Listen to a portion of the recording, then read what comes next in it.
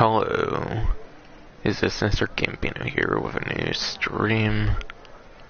And this stream will be going over the event week for this week in Grand Theft Auto Online.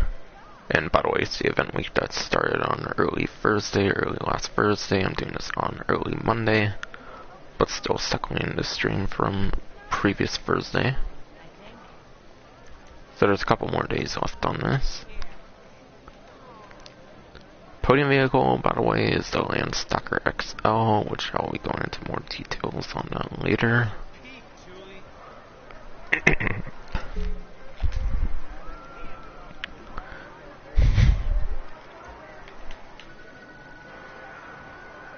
Not doing my one wheel spin for the week, because I really don't care too much for the wheel and whatnot. Because most of the times it's just most simple stuff and all. Okay, 15,000 chips. Nice. I really like getting casino chips from that for sure. But yeah, to find it, you'll have to go on San Andreas, Super Auto, and it's actually a pretty recent-ish vehicle release within like probably the last year, I'd say. And that's because it was part of the Santos Summer Special update, which was from last summer. So yeah, like around a year ago, I'd say. But yeah. The Dundreary Landstalker XL, if you get it from the podium, you'll save at least $1 million to 20,000. Plus, if you keep delivery on there, you'll probably save at least another 20,000. So, like, 1,250,000 around there, I'd say, assuming you keep delivery. But if not, you still get some pretty nice saving there. Like, yeah, it will probably only save you like 1 Cayo Perico heist, so it probably would save you like an hour, so the price isn't like that high compared to like a bunch of weaponized stuff, but for civilian stuff, it's definitely on the higher end in a sense. But yeah. Unfortunately, the performance, though, is not really there, because it's in the SUV class. For one, being in the SUV class, you're not going to be doing races in SUVs, I'd say, like you would for, like, supercars or motorcycles. Definitely nowhere near the most common thing. But yeah. In the SUV class, going off of Bruffy 1322 spreadsheet, and there's no new SUVs with the latest updates, that is still up to date. But the Landstalker XL apparently for lap time is 17th place out of 33 SUVs in the game. So that is just barely below average for the SUV class. And even then it misses out a good few to several placements beneath the top 10, so even if it was above average and it would be below the top 10, I still wouldn't recommend it anyways. So yeah. Lap time is below average, just barely for the SUV class. And top speed, again, going off of Bruffy 1322 spreadsheet, the Landstalker XL actually is 22nd place for top speed, so a good few placements even below in comparison to lap time. So it has below average performance for both lap time and top speed. And being a very huge SUV, obviously looking at it and all, I think it definitely makes sense that's not within the top couple. So really you only want this vehicle, let's say, for performance or, I mean not performance, but for customization or any sort of like personal preference reason for why you would want it, I suppose. So really the best like gameplay value would probably get out of it would be the customizations, assuming it even has good customizations. Which I don't doubt it would have some decent customizations. But keep in mind though, Santos Summer Special Update actually finally gave us new Benny's vehicles after not having Benny's vehicles for the longest time ever. So there's vehicles from the same exact update though, Santos Summer Special that have like way more customizations. So yeah, considering the update came in, it technically doesn't necessarily have that great of customizations in a sense. So hopefully that explains that well. Freedom race for the week is a sign of things to come for the motorcycle class. I'll probably go into motorcycles more so for the time trial though. And yeah, it's in the hills. I'm kind of going to assume it's a lap time race, because most races do tend to be primarily lap time, unless it's on like a highway or something. Wait, regular time trial I think is over here. Alright, yeah. Regular time trial for the week is coast to coast, apparently. And I don't exactly know where this one would go. Maybe it goes from like here to like the other side or something. And even if it goes here, I don't necessarily think that top speed would be the only focus necessarily. I might go over the number 1 lap time and top speed option for the motorcycle and supercar classes for sure, just in case. Since I don't really think the description necessarily gives much of the like end location like certain other time trials tend to do. But yeah, I'll start off with the supercar class. But yeah, I want to go over number 1 option because Calperico has remained a good money opportunity apparently. They didn't nerf it as heavily as I would have expected at least. So since Calperico is still able to give you like multi-millions, I think it's just worth going over the number 1 options. So number 1 for lap time for a supercar would go to the Progen MRS. Progen MRS is like a mid-2019 release from Diamond Casino Resort update. And yeah, Progen MRS I think it's like 2.7, 2.9 million or something for the stock vehicle, and then with the performance upgrades probably like low to mid 3 million range I'd say on that. So that's the Progen MRS, the number 1 lap time option for the supercar class. So if you were to use a supercar, that's probably the number 1 option you should go for. But quite frankly, for a time trial, I don't really recommend this supercar for time trials. Or like any other like huge vehicle for the most part, since you can't really use like all the rocket boosted ones anymore, as in the last couple years. And then number 1 for top speed for the supercar class goes to the Pfister 811. Pfister 811 is 1,135,000 or 1,145,000, I'm pretty sure. One of those two.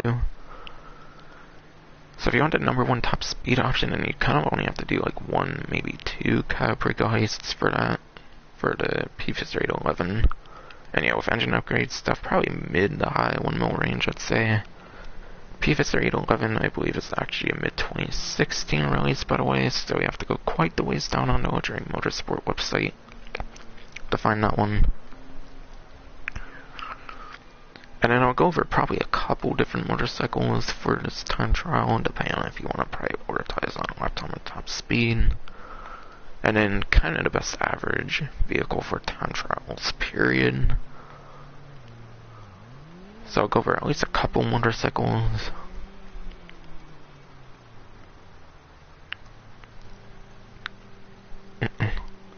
But yeah, going to lap time for the motorcycle class. First place for the motorcycle class for lap time goes to the Nagasaki Jotaro. Nagasaki Jotaro, for those not familiar, is actually the Tron bike in the game. And Nagasaki Jotaro is actually one of those rare vehicles I think it's one of those rare vehicles that you have to actually unlock in the game by doing a certain task. And in Nagasaki Jotaro, I believe you have to play a match at deadline in order to unlock it for purchase whatsoever. It doesn't have a trade price, I think you just have to play a game mode to actually get the vehicle for purchase whatsoever. So you do have to actually do something, I believe, to unlock that vehicle unless they've changed it, but I don't think they actually did for the Jotaro. And yeah, it's like $2.2, $2.3 million. I'll probably have to do quite a couple Calperico heists, maybe like 2-3 hour investment. And yeah, that's also put into account for engine upgrades. Which engine upgrades will probably get to high, mid to high, maybe even like early $3 million range for the performance upgrades. And Nagasaki Shotaro, I believe you can lean forward or backwards at stick for the best possible speed, if I recall correctly, so you can lean forward or backwards for the speed boost kind of stuff.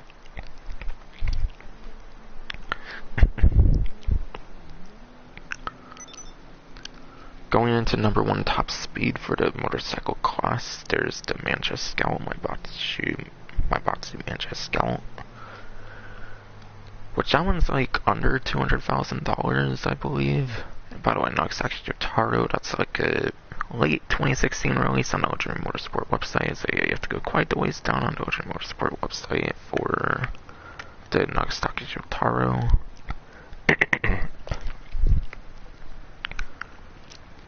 But anyways, back into the Maibatsu Mancha Scout, and that's the vehicle from the previous update, actually, the Kyoprika Heist and Sound Warstock Cash and Carry. So you should find it pretty easily on the Warstock Cash and Carry website for the Maibatsu Mancha Scout. Like I said, I think it's under $200,000 even for the stock vehicle, and then with like the performance upgrades, probably like maybe mid to high, like under $1 million range, so like 500, 750,000 I want to say for performance upgrades at most, and with the stock vehicle into account as well. So yeah, that's the number 1 top speed option in Mancha Scout. And that, as well as the other motorcycle I'm going to be mentioning, you have to actually lean backward with stick as if you're doing like a wheelie for best possible speed. Which I believe is how 95% of motorcycles in this game work, is you have to lean backward with stick for that like speed boost that you can get with motorcycles.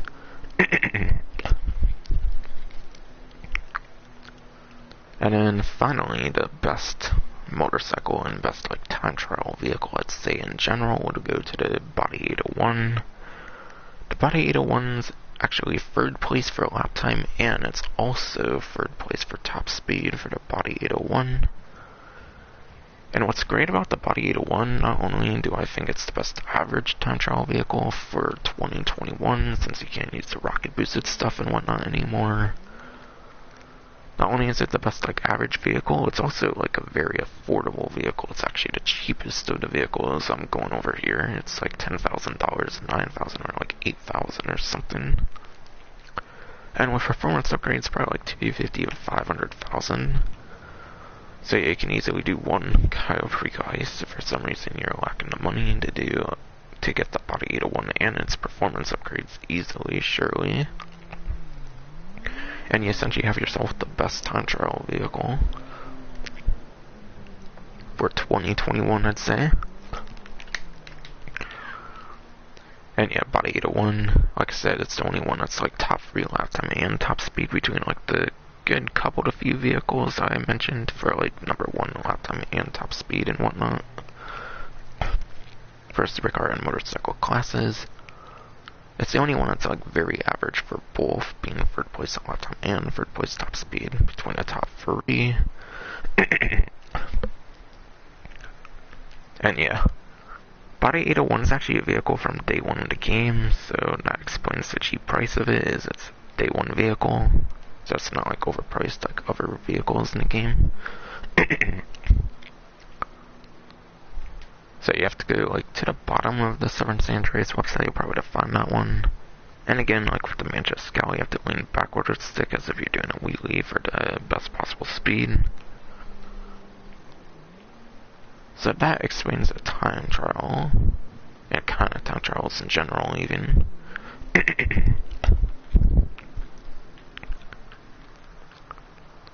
And then, not going to talk much about the RC Bandito time trial, but still, I'll just show what it is for the most part.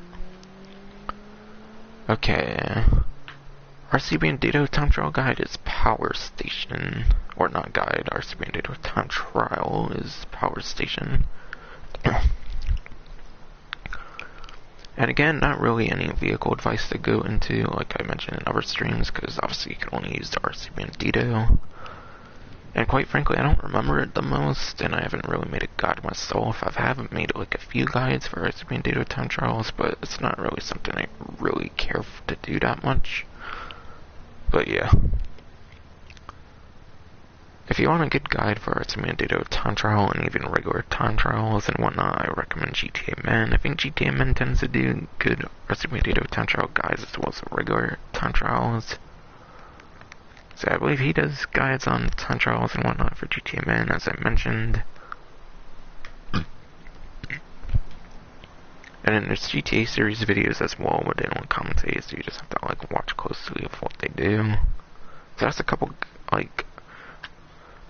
suggestions if you want some like guides for the time trials, but quite frankly, time trials are kind of meant to be failed and then you learn from them and stuff. And it's probably best to do it that way so you can maybe get better at them for subsequent times.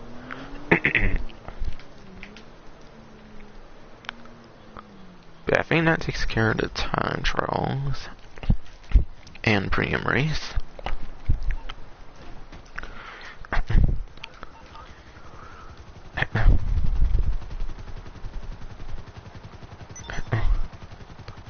But yeah,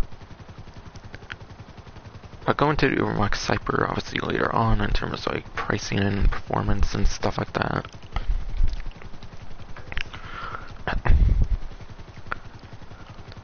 And there's kind of a good reason for a Cypher for why I'm going to talk about that one, and I'll explain it obviously, but it's probably pretty obvious for those who've already played the game and or went on like the Rockstar Newswire. But still, for the sakes of the live stream series, I'd go over it anyways. Okay, I don't care, Gerald, your missions are so 2019 for your last play missions, whatever.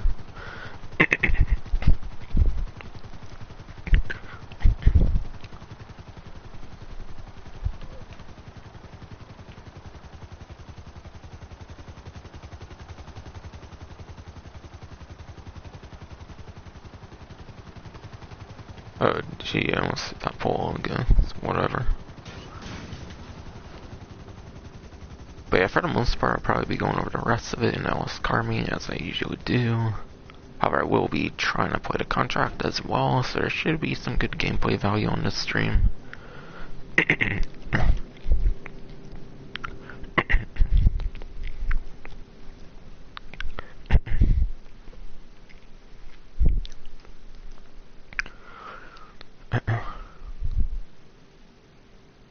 And I didn't really talk about the Spectator actually, so I might do that here actually.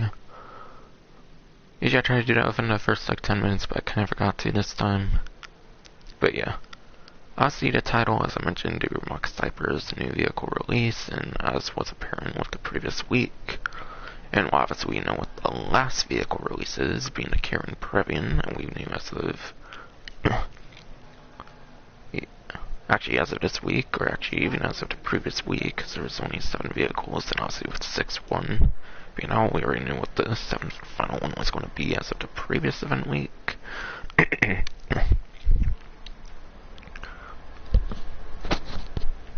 But yeah, my Spectator, since I said I would go over it now, Karen Previan obviously will be the last vehicle we get.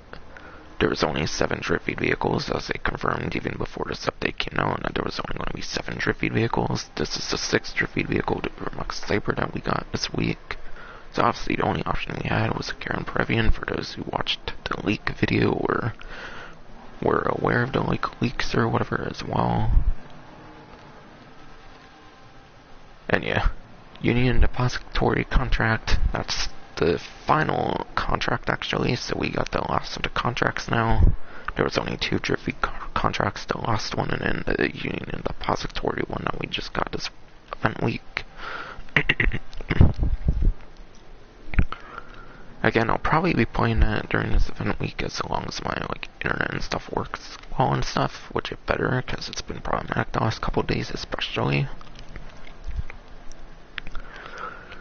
And then 2 times money RP on contracts as well. I'll talk more about the contracts in terms of money later on, but they're pretty decent actually. It could actually kind of be a decent competitor to Caio Perico actually. And it does apparently include the new contract as well for that 2 times. So yeah, now to think of what I'm going to mention here right now, since I kind of just got to the LS car meet.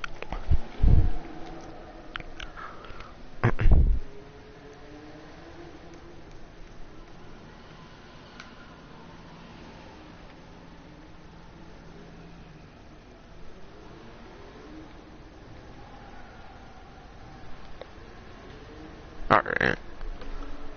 I guess I'll kind of go over it right now, but it's kind of hard since I haven't played every single contract. But yeah. The Union Depository one I think is the best paying contract.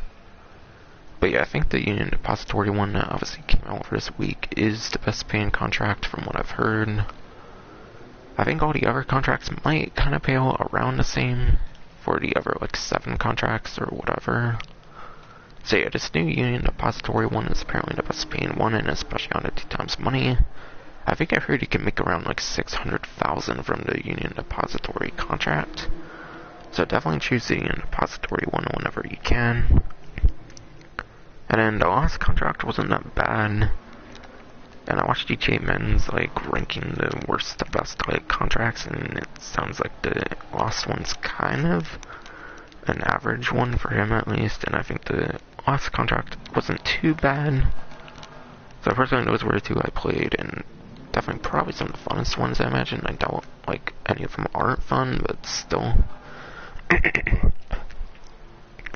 Definitely do Union Depository whenever you can.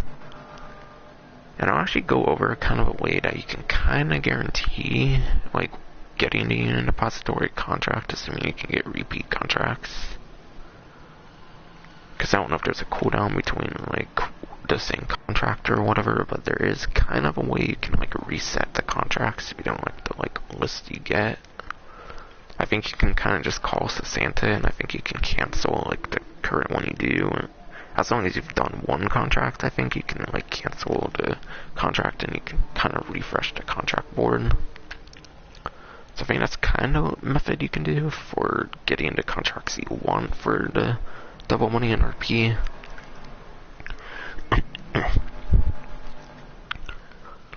Which actually, I guess I'll show that off right now, because I know you can't do that in the auto shop. And let's see here. Yeah, here's the Santa.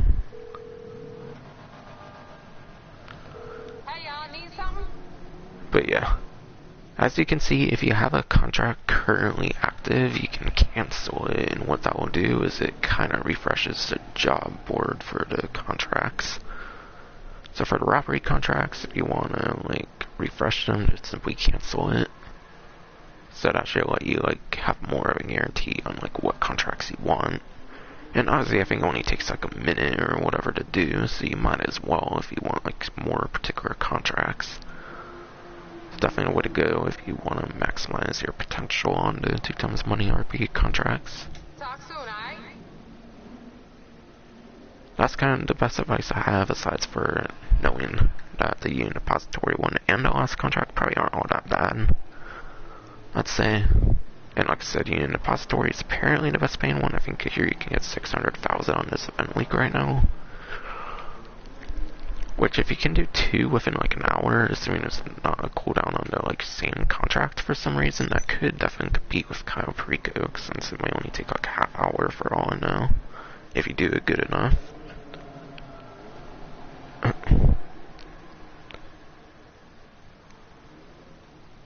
And then one of the money opportunities is on the pause menu. I suppose I'll go over that right now.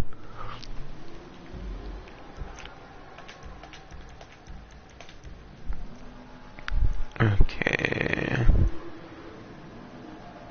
And it's an adversary mode. By the way, I don't know if I mentioned this, but I think there was an event week where they took out an adversary mode. By the way, they apparently took out the slasher adversary mode, apparently. This was as of like the last couple weeks or something, I think. But yeah, slasher would be SLA, so apparently that's another adversary mode they kind of took out, because it did mention they were going to like take out modes and stuff to make room for more content in the game or something. So it's interesting to know that slasher has been taken out as the last few weeks or something. And obviously there's like the Halloween events and stuff that they tend to do, so it'll probably bring it back around that point. Which at least that's probably something that can be expected on like the Bambushka run mode that they've took out before. Where obviously, who knows if that's ever gonna come out. I mean, who knows if that's ever gonna come back or whatever. Just wanted to mention that. I mean, that's something I forgot, but apparently I heard that Slasher was taken out, and it seems it was.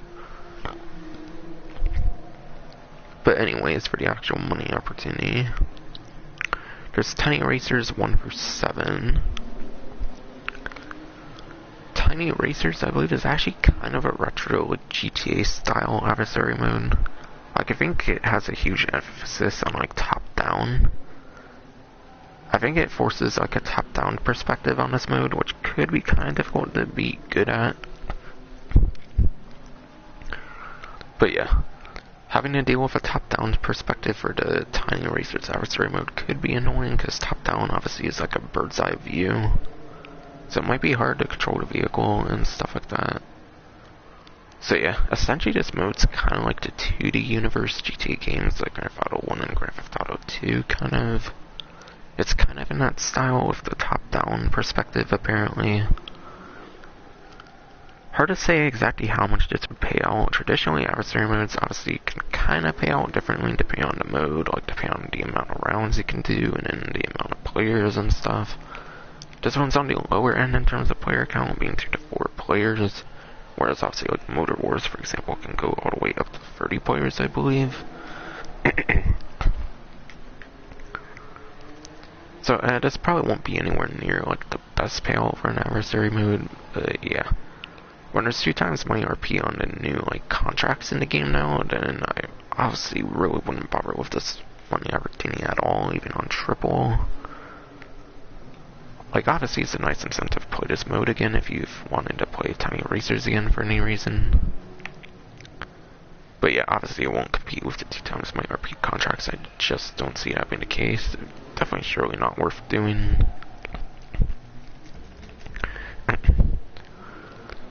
And then there's 2 times money RP on the DJ requests, I think.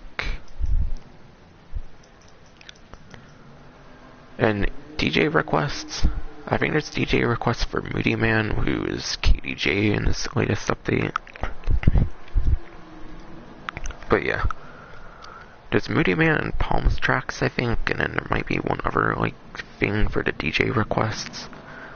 But the DJ requests from the previous update, the Kyle Perico heist, are on 2 times money RP. But yeah, DJ requests, those are purely in free mode, so what that means is you can't really like start the stuff on your own. I think English Dave has to call you, or I think you even get a text from like Tom Connors for some of them. So basically the game chooses when you get to do the DJ requests. You don't really get to do those yourself. So because you have to deal with like pure randomness of the game even letting you do the DJ requests in the first place, for that reason I think it's the worst of the money opportunities, even worse than Tiny Racers this week. Because you gotta deal with if the game even wants to give you the DJ requests in the first place. I don't really think there's much of a way to guarantee that you get the DJ requests as far as I'm aware.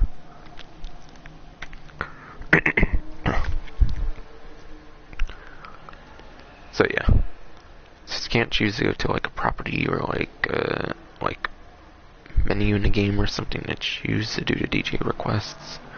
Then yeah, I just don't think it's worth it. So really, the only good money opportunity this week would definitely have to be the contracts, in my opinion. Then would be Tiny Racers, and then last but not least, the DJ requests, in my opinion.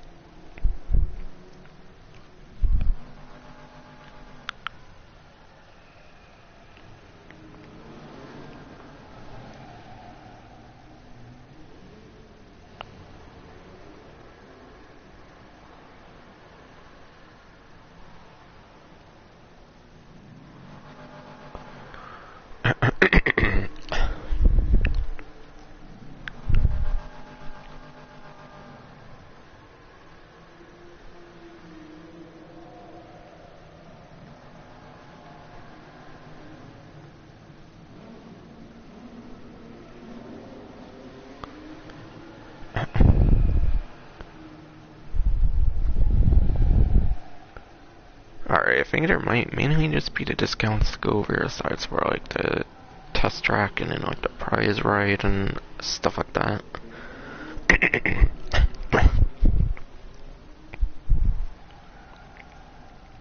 Alright.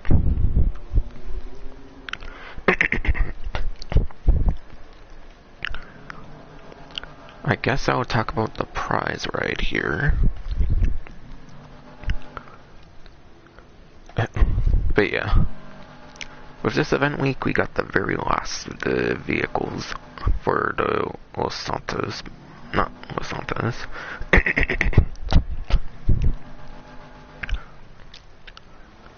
But yeah, with this event week, we got the very last of the drip feed luxury motorsport vehicles, because the S2 wasn't released on day 1, it was on the prize ride. I mean, it was on the test track on day 1, but it wasn't like a full vehicle release till like the first additional like drip feed week and all that.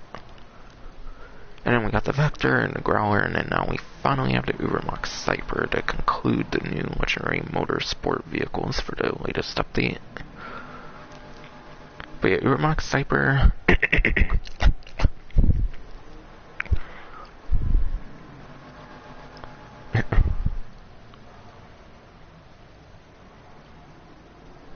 Übermacht Cypher actually seems to be one of the cheaper vehicles in the list of the legendary motorsport vehicles for the latest update.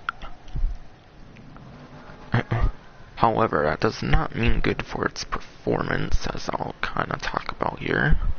Actually, I guess I'll talk about it right now, so I don't have to talk about it when going over the prize ride. But yeah. I'm not going to talk about its sport class performance, since none of the vehicles in the sport class technically made it into the top 10.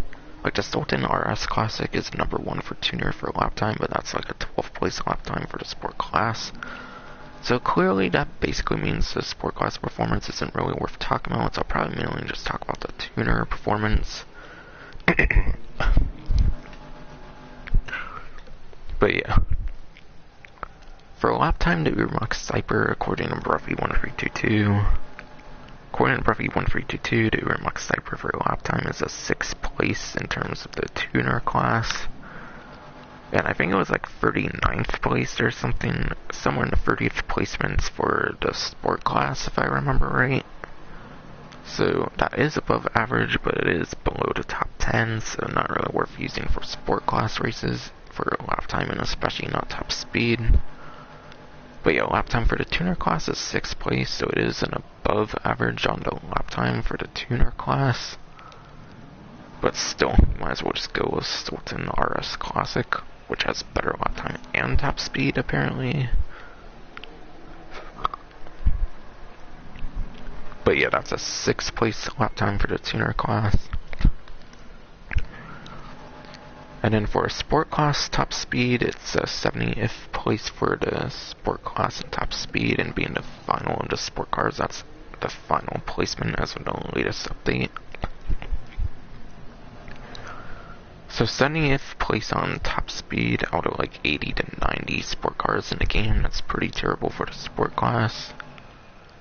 And then it's also the 2nd worst top speed for the tuner class, being 15 out of 16 currently. And obviously only the Karen Previan needs a full release now.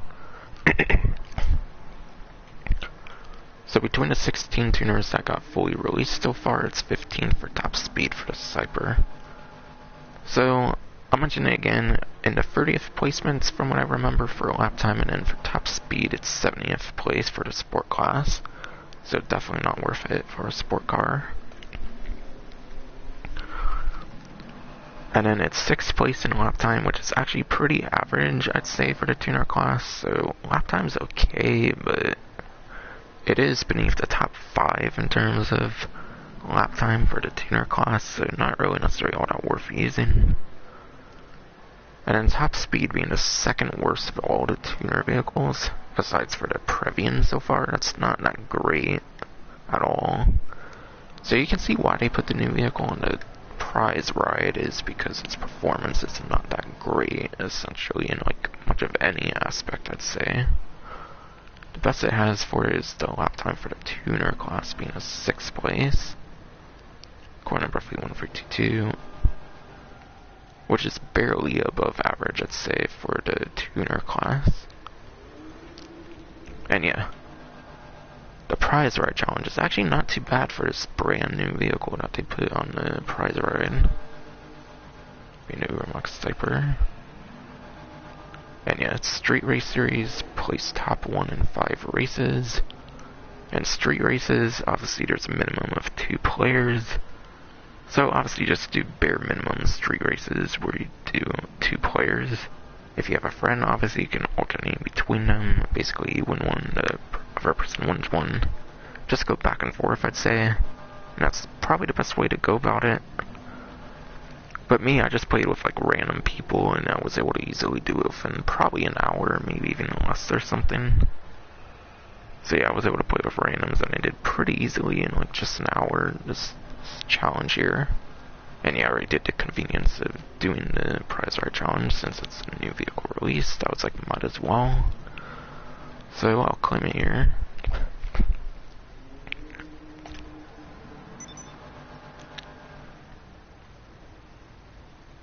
And I might customize it in the auto shop, which actually usually I do, because I actually kind of forget that you can actually modify it in the test track. But yeah, I think I put in the right property there. I did that right. Yep, good. Might have to get all of Ellis car meat for it to not actually be there. But yeah, I guess I'll go into Karen Previan here for the performance, like first impressions here of the Karen Previan. But keep in mind, the vehicles that are on the test track here, test track vehicles don't have performance upgrades apparently. So you won't really get that true impression of the vehicle. But I'll go over the first impressions without the performance upgrades on the test track here.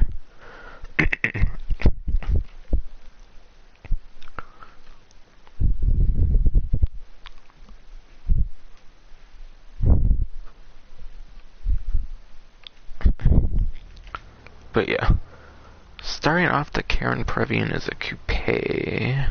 So being a coupe, that's actually a very rare vehicle class or whatever.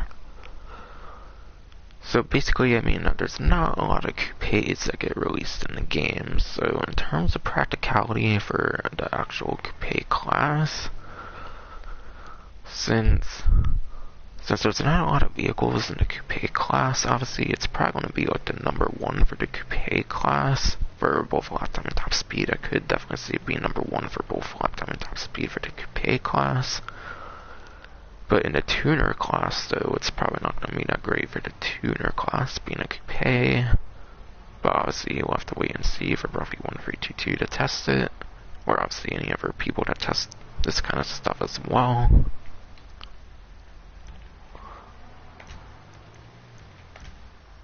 So yeah, being a coupe, obviously the practicality of the vehicle for the tuner class probably won't be that great.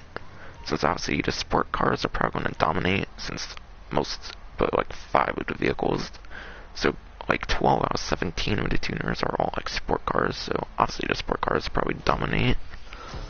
So yeah, that's one of the few that isn't a sport car, which is pretty cool.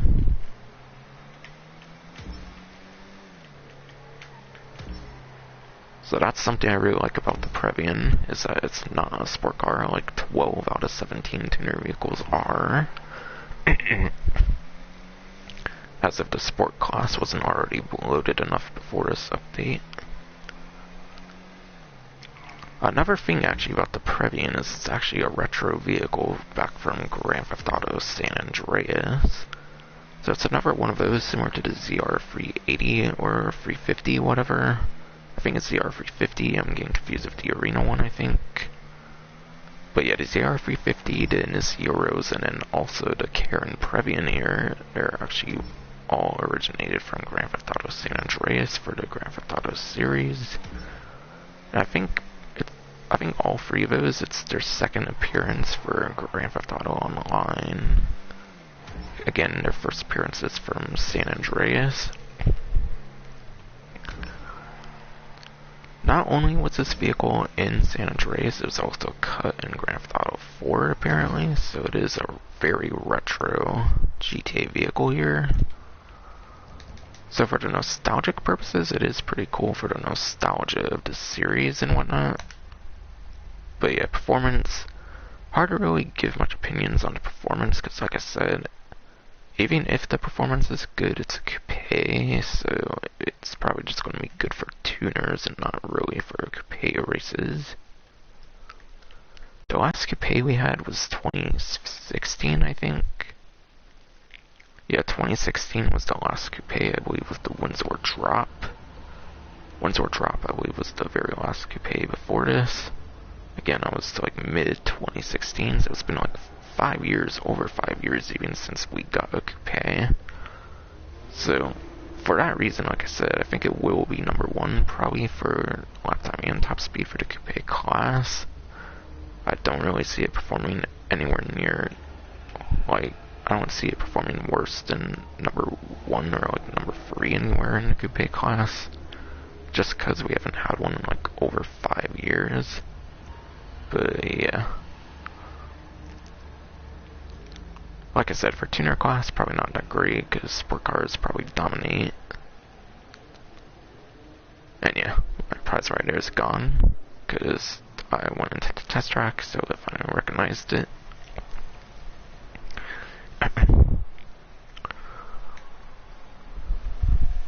But yeah, I think there's mainly just discounts left to cover now, so I'll do that, and then I'll probably do the new contract, customize the new vehicle and stuff. Because it's really cool that they put the new vehicle this time on the prize ride and the test track, not just the test track, but also the prize ride. And the prize ride challenge wasn't that bad at all. Like I said, it only takes an hour, maybe even less if you're doing it with like a friend that doesn't mind alternating or something. So it's very easy, even if you don't really play with friends or anything like myself, to get the prize ride this time.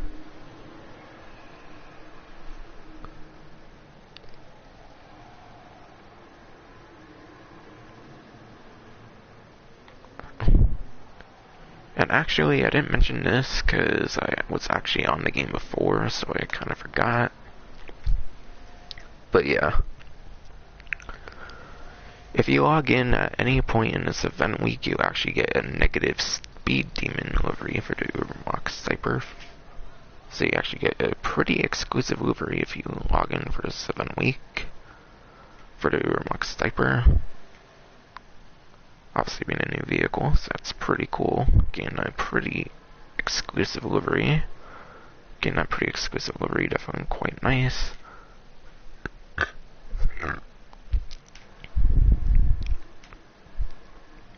So that is a login reward thing that's going on right now, and that like exclusive livery thing for the Übermacht Cypher.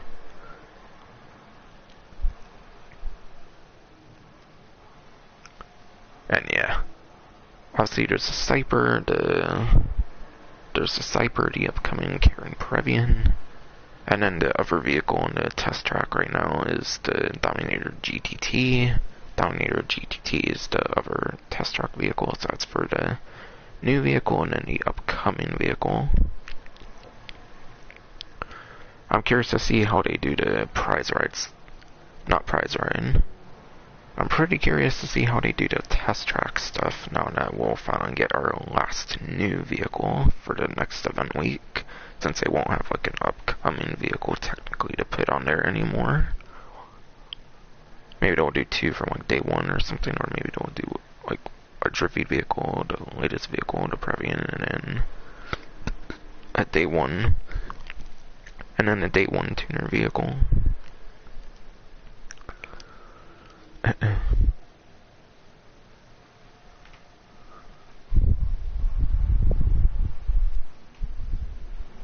Alright, yeah.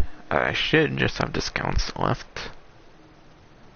And actually there's a nice little property discount as well.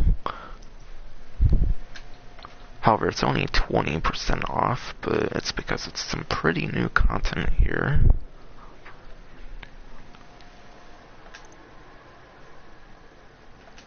But yeah. The new auto shops.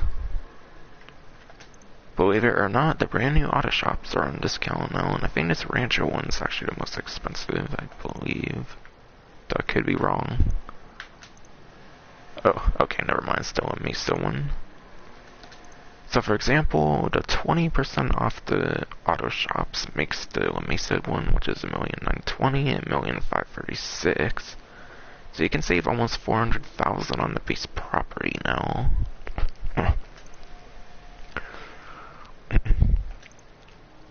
And then none of the renovation things should be on discount. It seems to be just the base property, which makes sense being a pretty new addition in the game.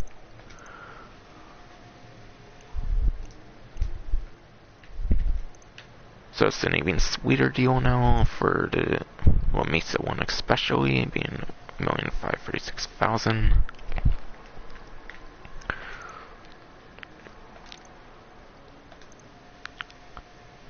And yeah, I know this one's the cheapest, but I know this one's the cheapest, but I own it, so I can't really check it out, unfortunately, for the price. But the next cheapest one right now is $1,336,000. So you could probably get the money for these in like 1 hour, compared to maybe like 2 hours for Cayo Perico Heist, or even then it could probably be 1 hour. But still, obviously, even 20% is definitely quite appreciated. I never expected to really see a 20% discount anytime recently, but yeah. 20% discount, pretty interesting. They don't really tend to do discounts that are all that like low. I don't know, they do 30% discounts, but not typically like 20% discounts. So obviously any discount better than no discount. And the contract stuff from what I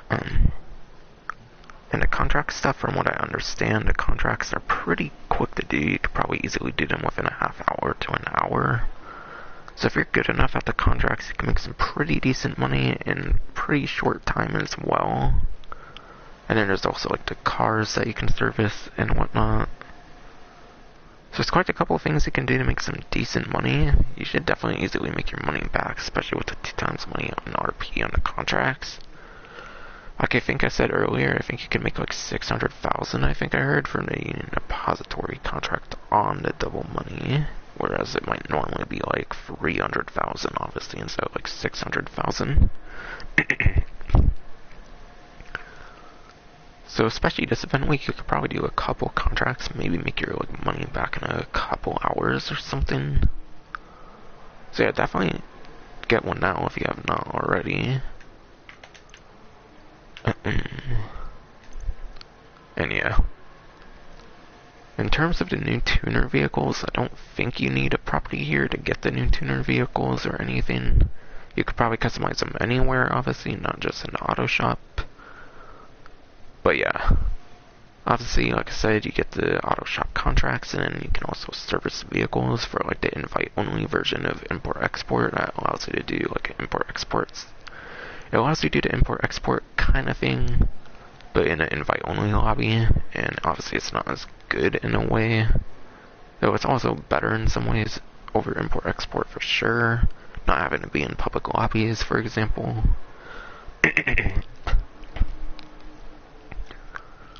And then I didn't even mention the exotic like export board as well, but you can also get like a bunch of like vehicles that complete like a chalkboard or something, and that apparently provides some decent money as well.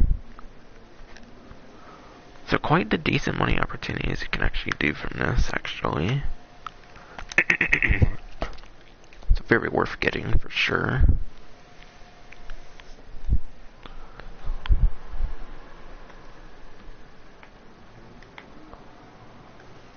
And that seems to be it for property discounts. Now there should just be the vehicle discounts.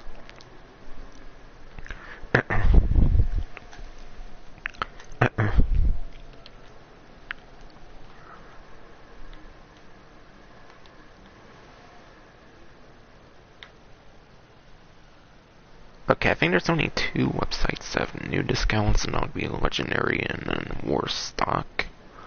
I think there's 4 new discounts for Legendary, and then there's 2 for War Stock. And that's not putting into account Prime Gaming, which Prime Gaming is still the same thing, obviously, because that was just the previous week. But yeah, the Dinka Jester RR, quite frankly, I don't really feel like going over the performance of that necessarily, because I would have to go on another video and not like the spreadsheet from Bruffy1322. I think a spreadsheet's a lot more useful than having to go on like different YouTube videos. I don't know, I suppose I'll do that, I guess.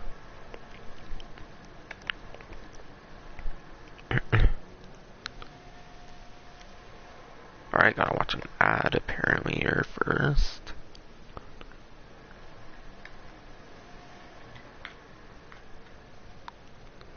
And yeah, by the way, the Tailgater S is a Prime Gaming discount, like I mentioned, and because I got it last week,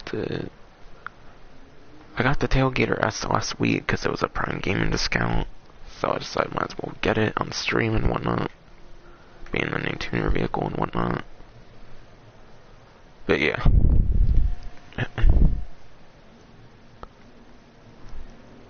Gotta find the Jester RR first of all. Okay. And by the way, these performance numbers are for day 1 of the update. Jester RR probably isn't gonna have these numbers anymore, obviously, but yeah. On day 1 of the Los Santos Tuners update, the Jester RR was 2nd place. And being 2nd place on day 1 for lap time, that's pretty good.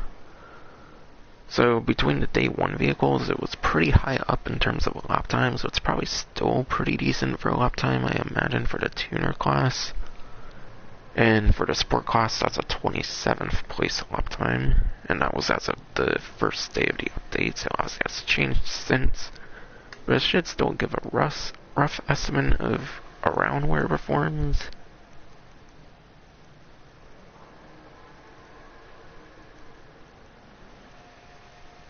Okay. And then for top speed, it was actually the number 1 vehicle, actually, for top speed when it came to the day 1 vehicles. But yeah, for sure, the top speed could have been dethroned by now, but yeah. It was number 2 and number 1 for the tuner class for day 1, and obviously with only 7 drift vehicles, it couldn't have went down that much. So it's average at best, and obviously not every vehicle beats the Jester RR in terms of the drift vehicles.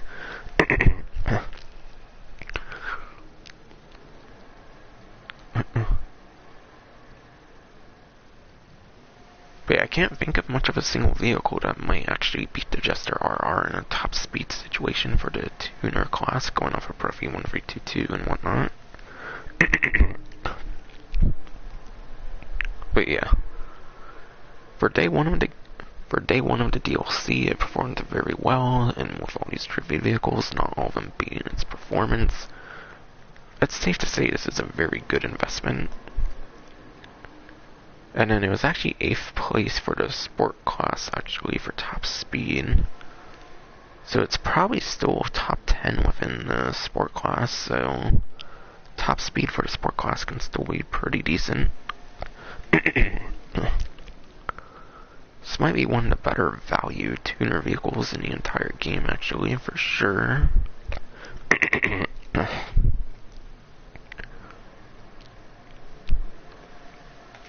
But yeah, on a trade price, instead of almost 1.5, it's a little over $1 million. So around 450,000 on a trade price, I'd say, on the discount. And the Jester RR is a 30% off discount, whereas the rest of the vehicle discounts are 40%. Being a 30% off discount for a pretty recent vehicle is not that bad, I'd say, for sure. And obviously it's not higher than 30% because it's a pretty recent vehicle, as mentioned. Next one is the Italia RSX, actually, for regular discounts again, because Tailgater S is Prime Gaming, and since I went over it the previous week, I'm not going to be going over it again. But yeah. The Italia RSX is actually a sports car, I'm pretty sure.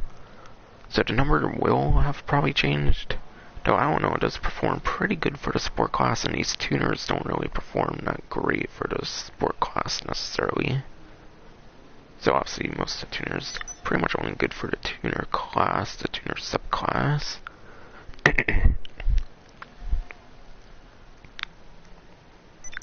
But yeah.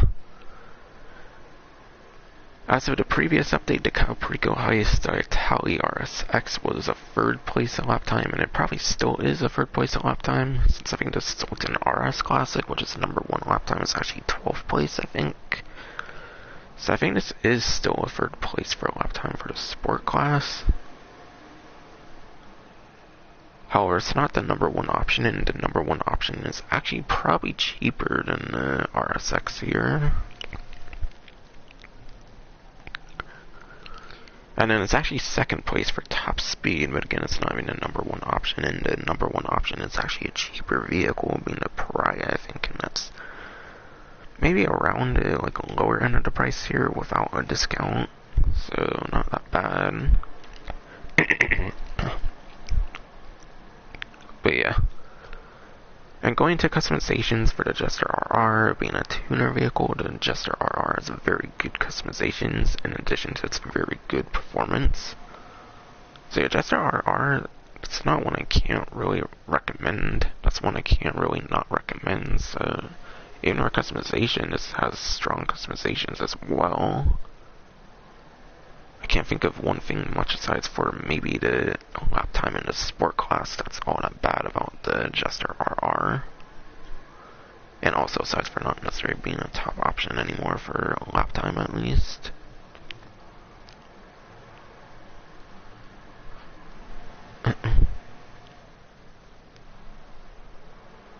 But yeah.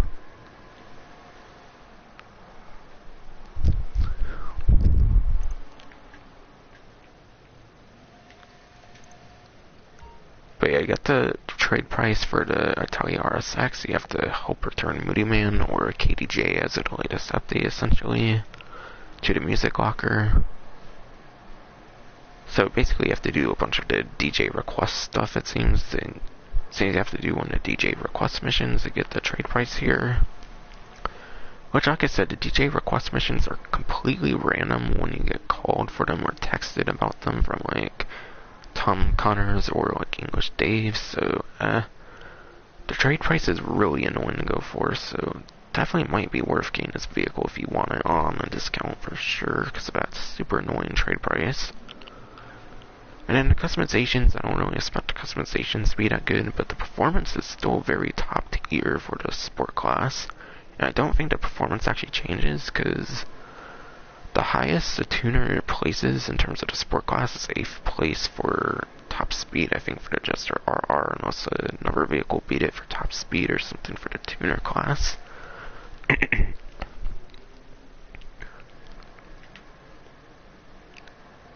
But yeah, definitely get this vehicle on a discount because of the very annoying trade price, I'd say, if you want it at all. But even in a $3 million sport car, that's so overpriced, quite frankly. You expect that price for a supercar, but not really a sport car. And it's not the best performing sport car either. To be worth $3 million. Normally, I mean. Without the trade price.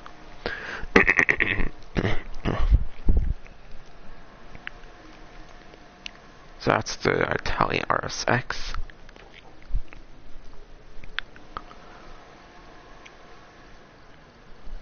And then there's the Krieger and then the Emirates, actually, which are some of the best supercars, actually, for...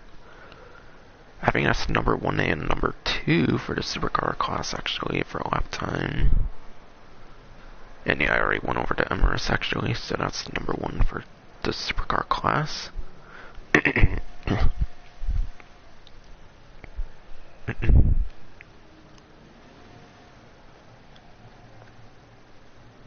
But yeah,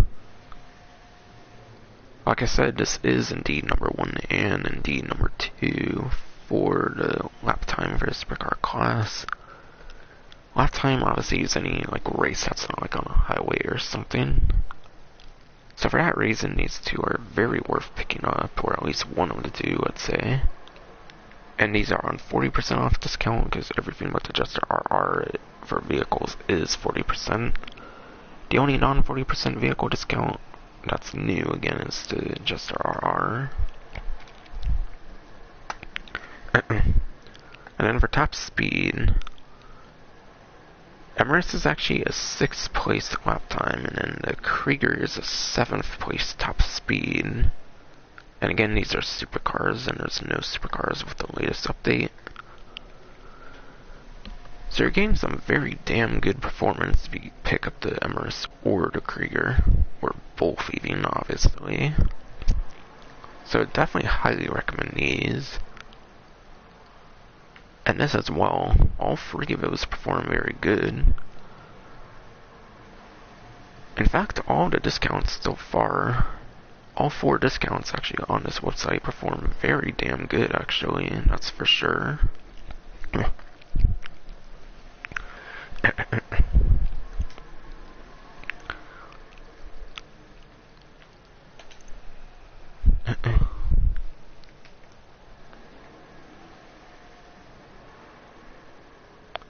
And then there's 2 discounts on war stock.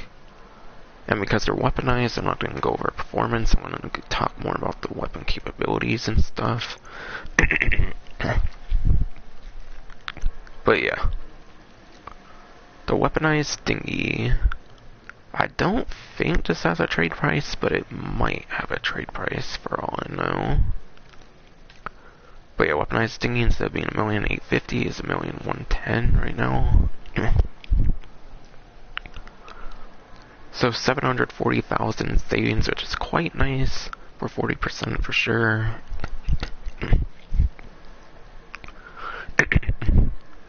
But yeah, weaponized dinghy is essentially the dinghy, but with slightly worse performance. I think it actually performs slightly worse than the original dinghy. But performance isn't necessarily too important for a boat, I'd say, at least for casual circumstances, at least. And even in a racing situation, it would really do boat races. And plus, with the machine gun on it, it might not be raceable, even though it's not driver controlled. But yeah. But yeah. Like I mentioned, there's only 1 machine gun on it. And yeah, the machine gun has to be controlled by another player. It's not one that you can control yourself. So, yeah, you will kind of need a friend to be able to maximize potential on this vehicle. Plus, there's not really much to do on the water in terms of different mission stuff in the game. So the water is very underutilized in this game, quite frankly. So for that reason, I don't really think the weaponized dinghy is necessarily all that worth getting. Unless you want to collect all the different weaponized vehicles in the game like myself, or if you want to collect all the different boats, or if you want to collect all the different Pegasus vehicles. If you're a huge collector on any of those couple types of vehicles, then I would get it, but aside for that, not really. Plus, the other attack boat has 2 guns on it, even though it's way slower. So it is the fastest of the 2 attack boats, but yeah, since you need other players to control the weaponry and there's not really much to do in the water, I don't really say it's not worth it. And actually, the other discount is also amphibious, kind of, and that will be the Tula.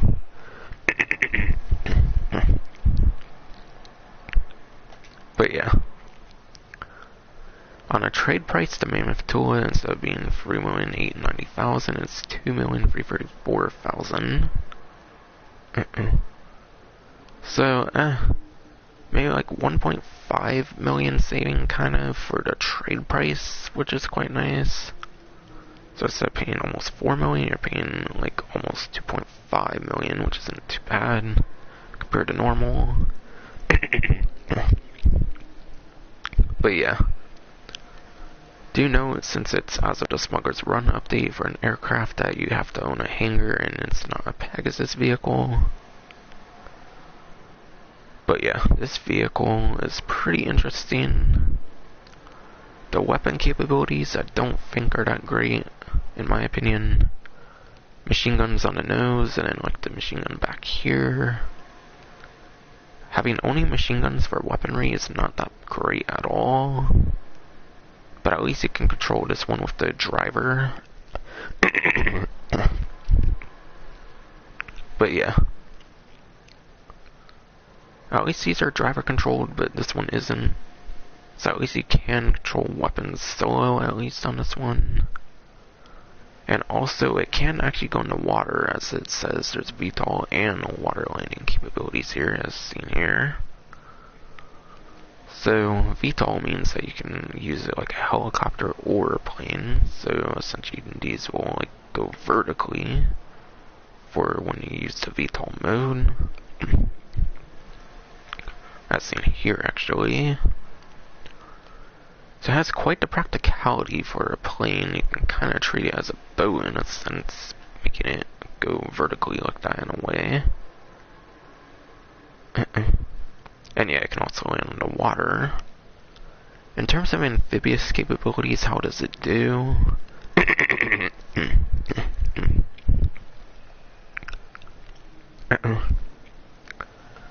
Being plane-based, it is pretty decent being plane-based in terms of an amphibious vehicle. I think it's the only amphibious vehicle that has VTOL. Yeah, it's the only VTOL amphibious capability.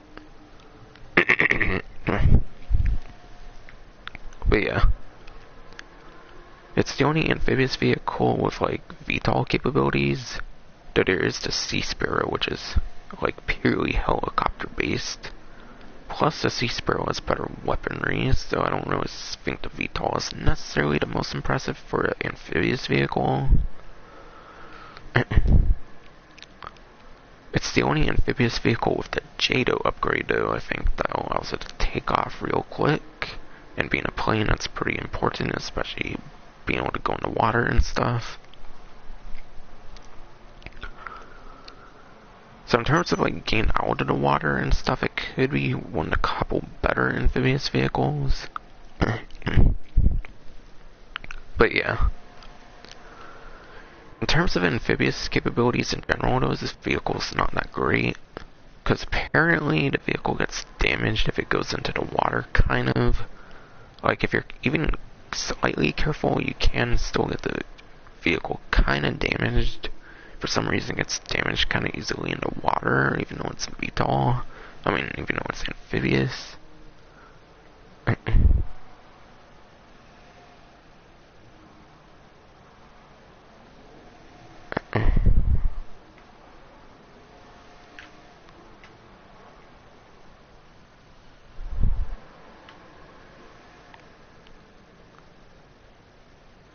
But yeah. Since it gets damaged with its own amphibious capabilities, it's not that worth it.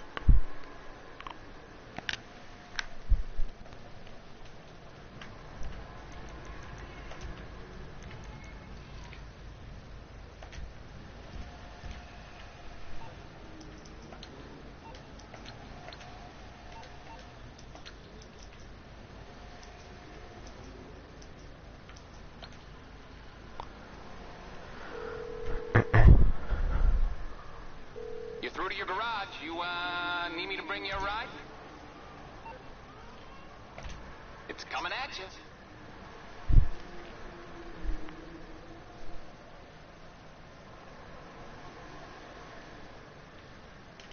Alright, let's customize the Übermacht Cypher here. Why not?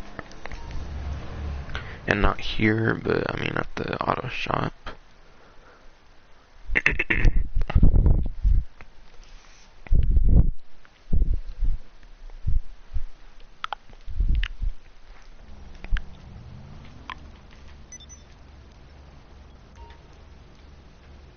Ooh, those are some pretty fancy bright lights there, actually, with those two, like, slash icon things there. Alright, South American imports maxed out, apparently. And I think I remember my nightclub has like 1.2 million in it right now, so that's pretty good. So I'll maybe be selling it pretty soon. Off stream, obviously.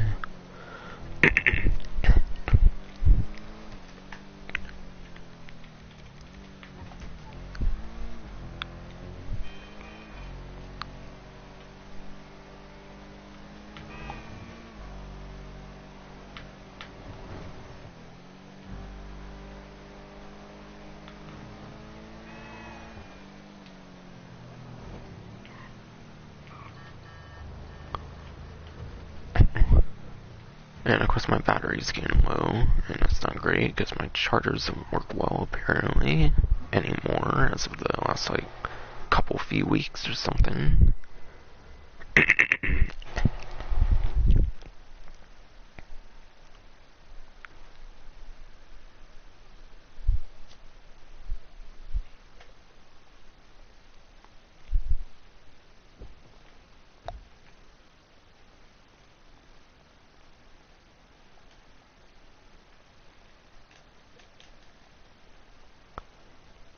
But yeah, this is vehicle number 6. I don't really necessarily think I'm going to be keeping the Remus. I might get rid of the Remus soon. And I don't think I have enough performance upgrades on it or anything.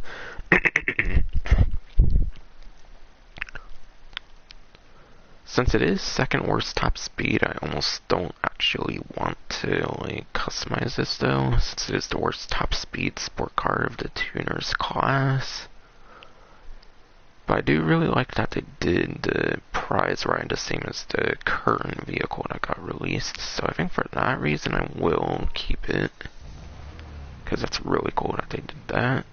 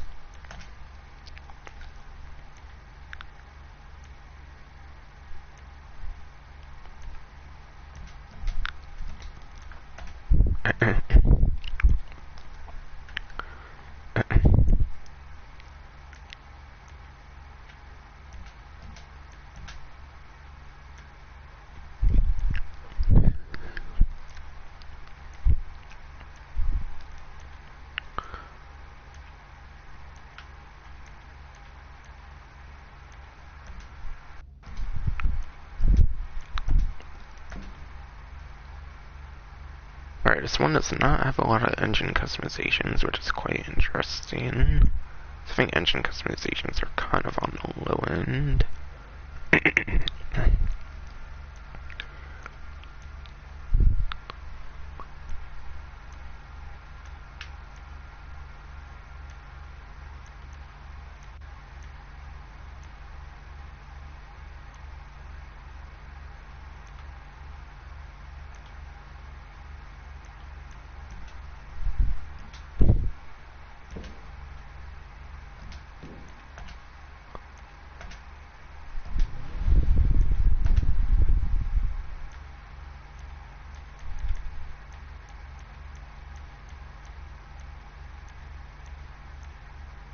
Okay, some of these are actually quite unique for the engine fittings. I don't seem to notice a couple of these at least on a lot of vehicles. Maybe like the first 14 like non-stock ones I believe might be pretty much on every vehicle, but the last couple seem to be quite unique, I think, here.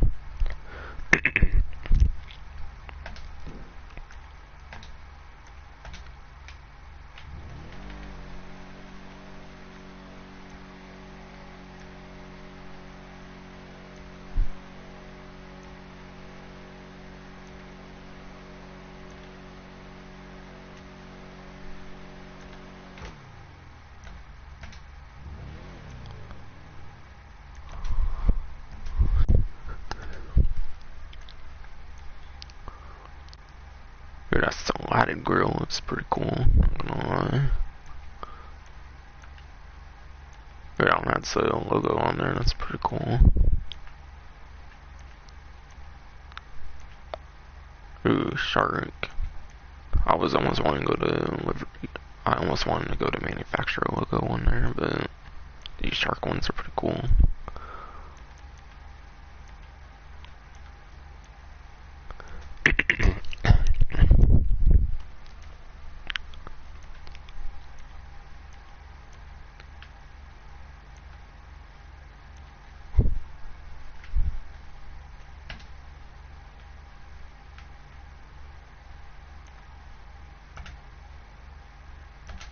hood catches, I only do if there's like a show-free hood or something.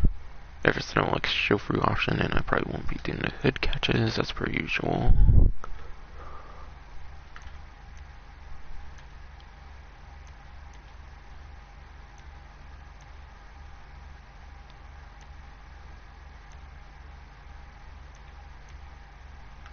Ooh, vanity hood. Okay, it's not the most show-free as I would have expected, kind of similar to the one I have on like the ZR350, for example, but yeah.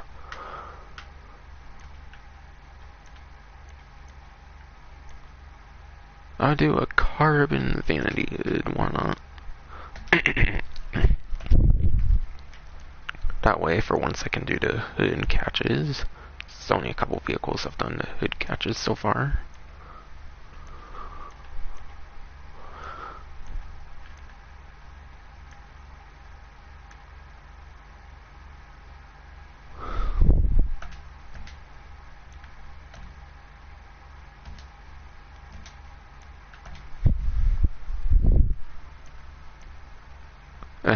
Top speed's one of the worst, and for a sport car, having like the second worst top speed so far, that's pretty bad, so I'll do the side trombone.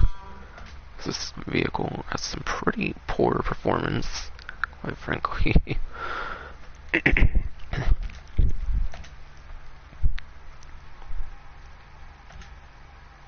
Okay, steering wheels.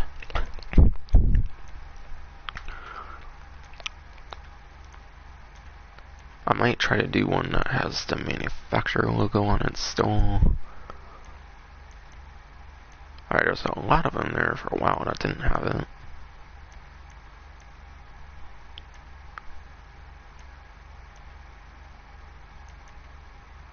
I think I prefer the, like, stitching or whatever on the steering wheel, the dark stitching of this one.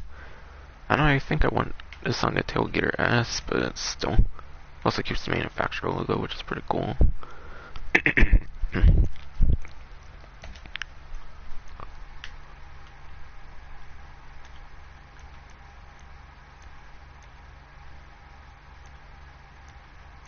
Okay, I don't know why, but those last couple especially don't look that great in my opinion. I like the woven one a lot actually, but these other two kind of look awkward in my opinion. Might just be me, but still. I'll do the woven, I guess. Only one option, so I'll definitely be doing that. Ooh, quite the door options on this one, kind of.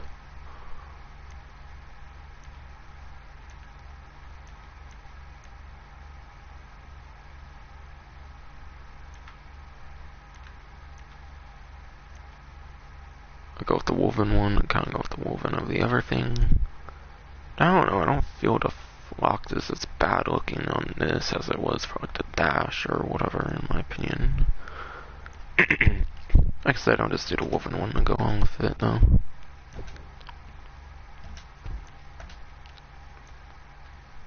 Interior type. Ooh, I don't know if interior type's that like often on these tuner vehicles, but there's the street one and a race one as well.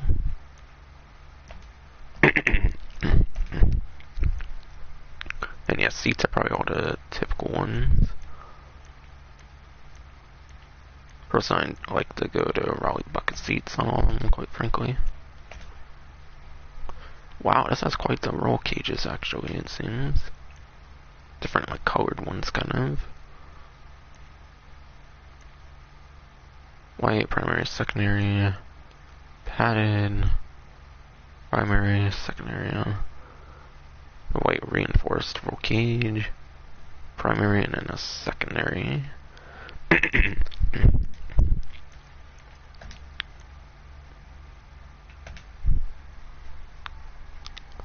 I'll probably wait on the lights for the color. And actually on the light color, I'm gonna wait to go to the Alice car meet since you can't do the colored headlights in the auto shop for some reason.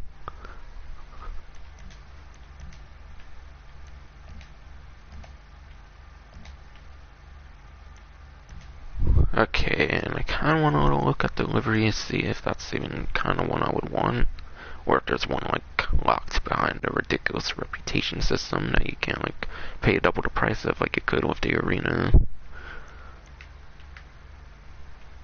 Okay, white stripes, black stripes, white Cypher, black Cypher, Jason stripes,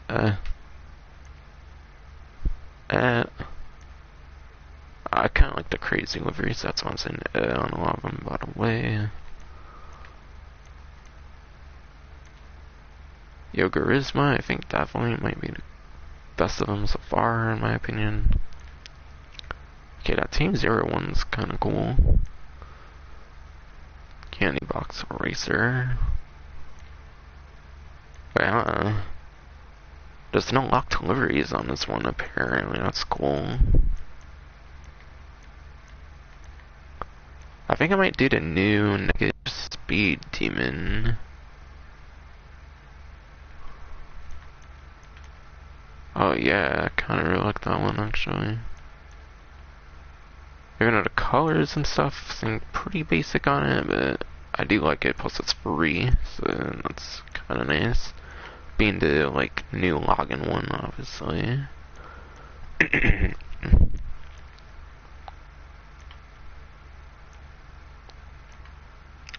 And I'm not a big fan of a lot of the liveries on this Cypher here, it's for sure. So I'll do the negative speed demon, I guess.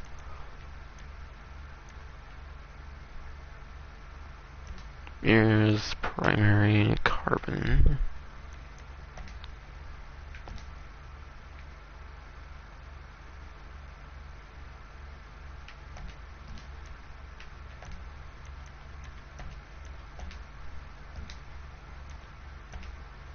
Okay. As I usually do, even though it's out of place for a lot of the vehicles in the game. I do my crew emblem. Why not?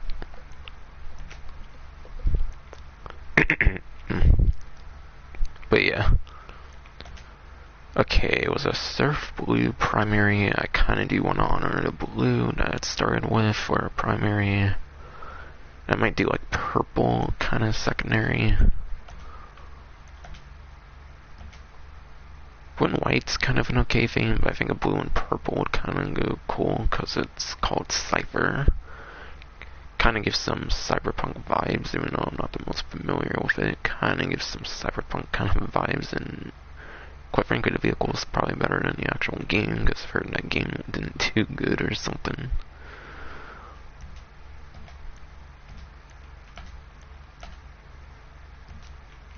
But yeah, only classic and crew, I think, are free. I think all the other ones cost.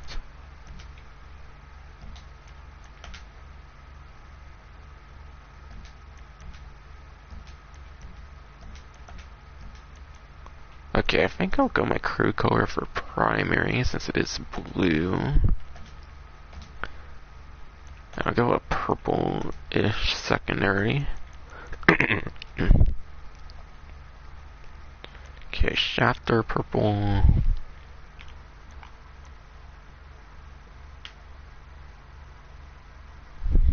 Spinnaker purple. Midnight purple or bright purple.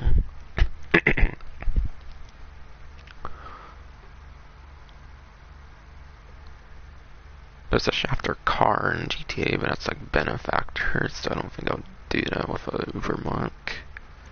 I don't know if that's what they were going for, kind of, but yeah. Spinnaker, in my opinion, is not that much different. I might do the bright purple because my blues are bright. Or maybe I'll contrast it a bit with the dark or whatever. Yeah, I'll go dark to kind of contrast from the bright, I guess, from the primary. I don't know. Just an idea, I guess. And, you know, the trim color and stuff are probably kind of based on the secondary, especially because I can't do crew options on them. Since they're not really available.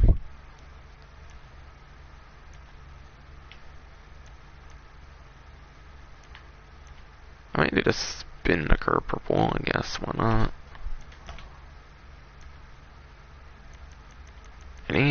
purples for the accent color. Apparently. Seems to be just 2 purple options here. Alright, is the shafter purple or the bright purple? I will do the bright purple.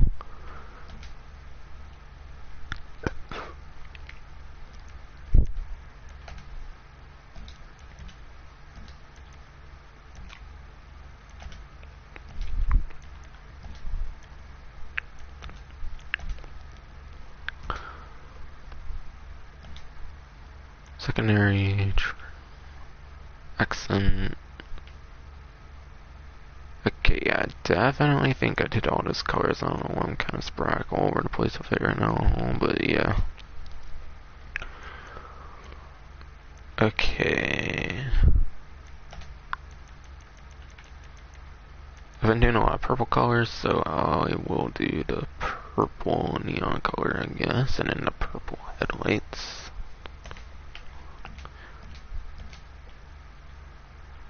Okay, there wasn't any options I skipped, was there? I think there was headlight thing, because I wanted to kind of even off the color.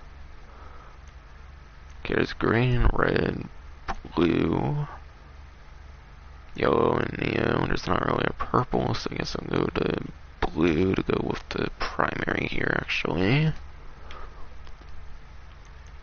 I make sure I didn't skip other options. I know I did armor brakes. Chassis.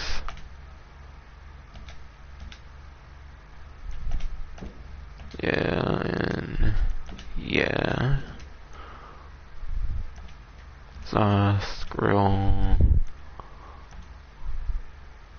I just now did the headlights since I kind of figured out my theme for the vehicle, in a sense.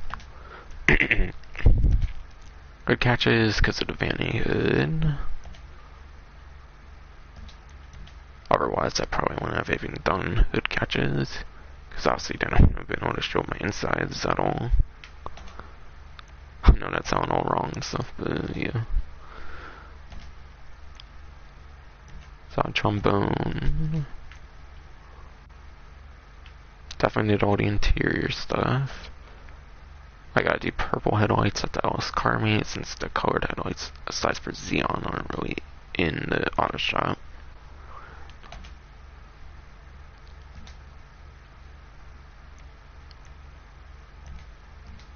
Okay, I think I do have everything up to this point. Roof options, roof fins.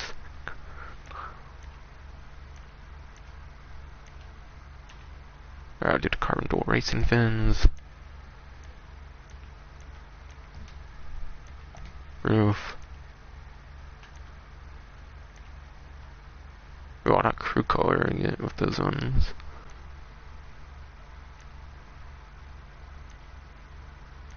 I'll do a carbon bevel roof, I guess. Why not? Because I don't really care the most for more crew color necessarily.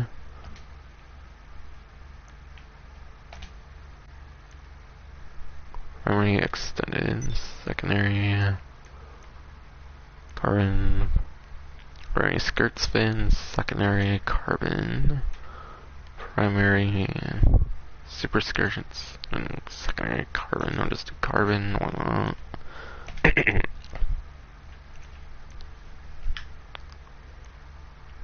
Primary carbon, wedge, ducktail, super ducktail. I was about to say, that's a lot of ducktails, which it still is. I was almost about to think it was going to be all ducktails at that point now.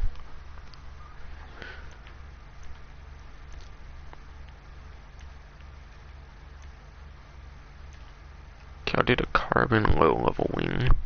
Not gonna lie, I don't care too much for a lot of these spoilers. Like, the spoilers on this vehicle I don't feel are all that fun and like crazy or anything, but yeah, oh well.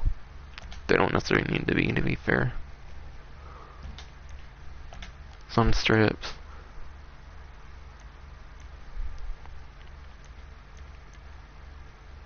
The primary and secondary are both white. Why? Maybe because of delivery, and it's weird because I don't even have primary or secondary white. Probably because of delivery again.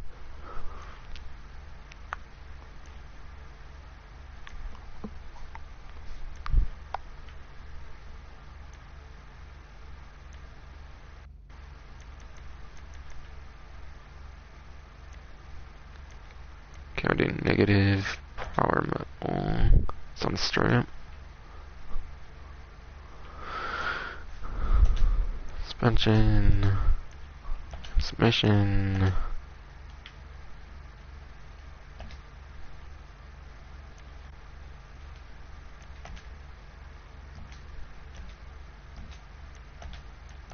Turbo. Okay, there's vents apparently. Okay, what does this change? Oh, okay, it's that, okay. Wheels and then windows, so I'm practically done with the important customizations then. In a sense.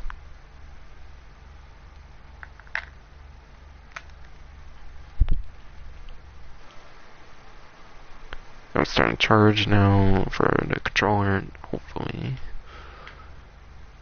Assuming it works fine, because I've been having problems charging my controller recently with my shitty chargers apparently. Like they're long, but they don't like work for after like a few years or something. Chrome, sport rims.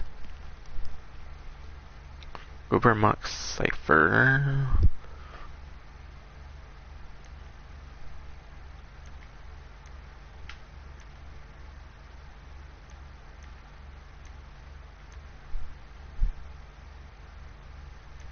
I'm gonna do the Cosmo ones here.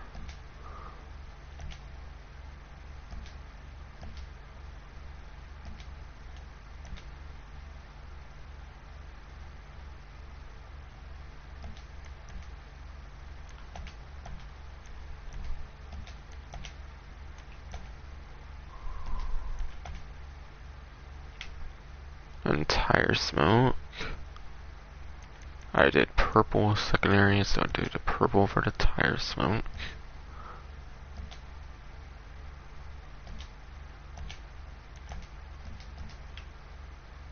And the windows. Also, I want limo. I think that's everything customized on there. Besides for the headlights, which I need to do at the LS car meet for the colored headlights. That's what I'll do, I suppose, here. Okay, my thing's still charging, good.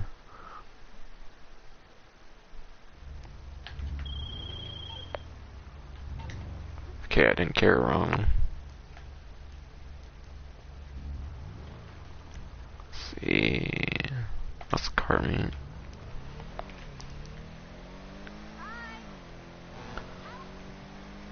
But I don't think I'll be using this for the contract because it doesn't have like louvers I can put on the like back there, which means I can still get shot there, obviously.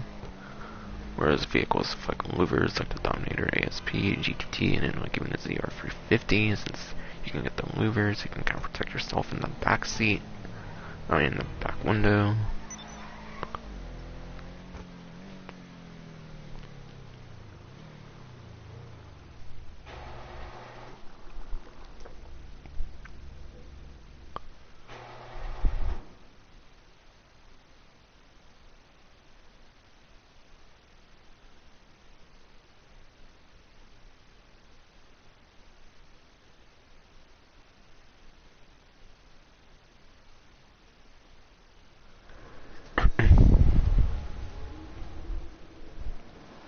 I might actually be able to get most of my money back from those customizations, actually, from the contract thing, since apparently it pays like 600,000, I think. And right, I wanted to put the colored headlights, that's why I'm moving over here.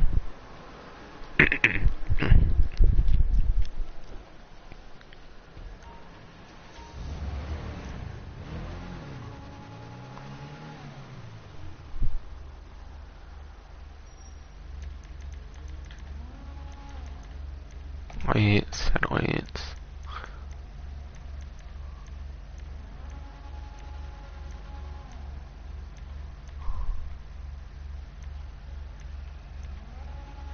Purple lights. And right, I got some more reputation because of that. That's true.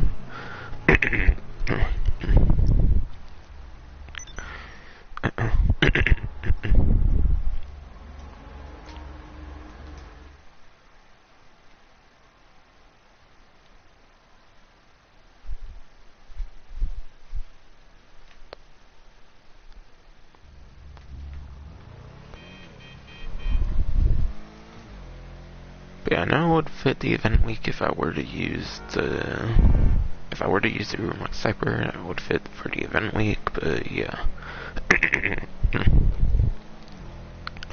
But yeah, for the actual contract, I will not use Übermacht Cypher because yeah, that's just asking to get killed when I could use a vehicle with the louver options. When this didn't have any options for louvers to protect the glass in the back.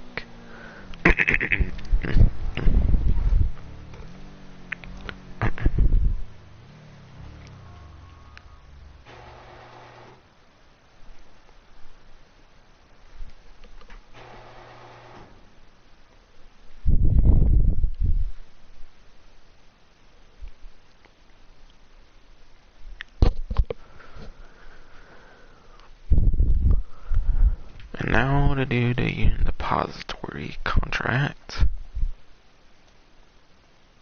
And Tailgate Arrest, you know, the louvers, that sucks. I kinda wanted to use that one, but okay, yeah. Here are my 0 for 50, or the Dominators. Probably use my Dominator ASP. It's probably my best option with the louvers right now.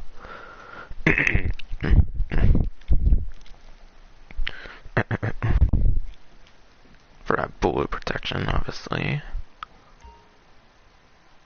Okay, I don't seem to have the Union one.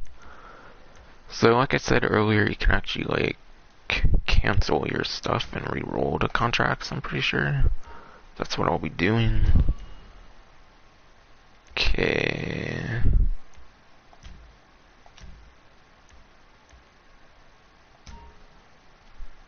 And yeah, I'll get all here because you cannot, like, do it while inside, or...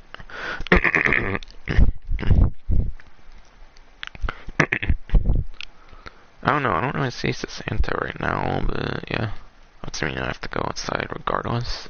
Since it makes sense not being able to do in the property, because she's obviously right there.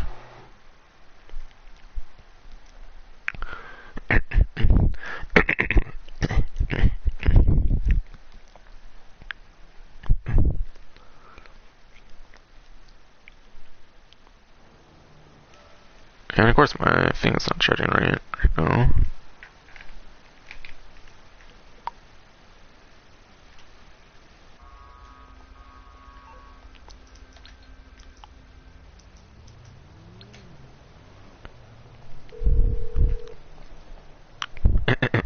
Hey, what's up?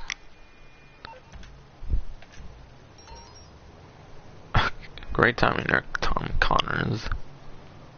Like, no one wants to do DJ requests, because it's all completely random. When you should be able to do it, like, at the music locker, since there's no point to go to the music locker. So might as well just let people, like, start them up on their own there, but nope. They persist on making it completely random, of course. And not something they can just start right up in the music locker or something.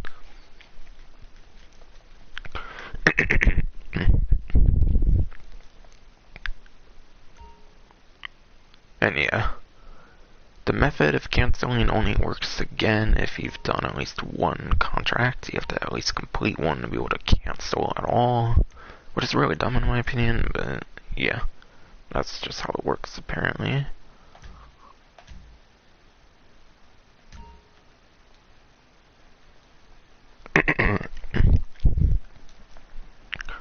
So I'll keep on doing this until I get the Union Depository Contract, which of course eventually should happen. I think I had to do it quite a few times if I remember for the lost contracts, so not losing hope just yet.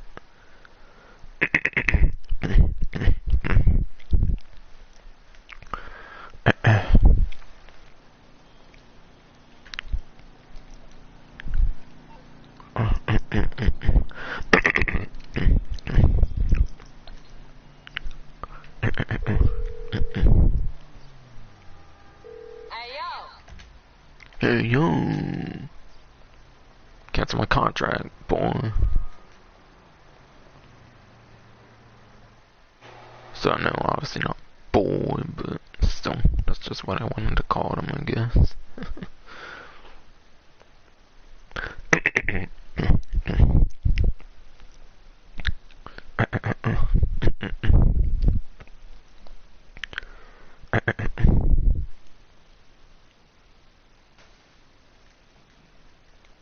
Alright, what did I get this time? Hopefully a depository's on there.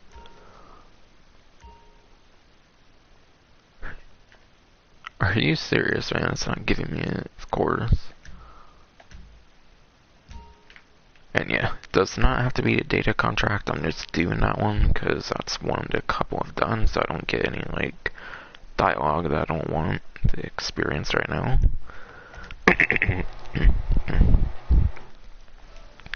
And of course, my thing isn't charging right again.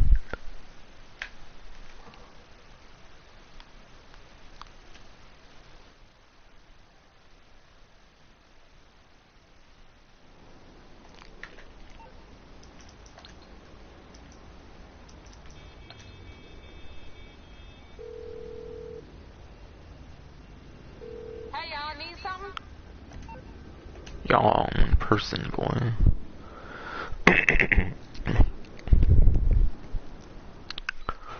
I'm one person biatch.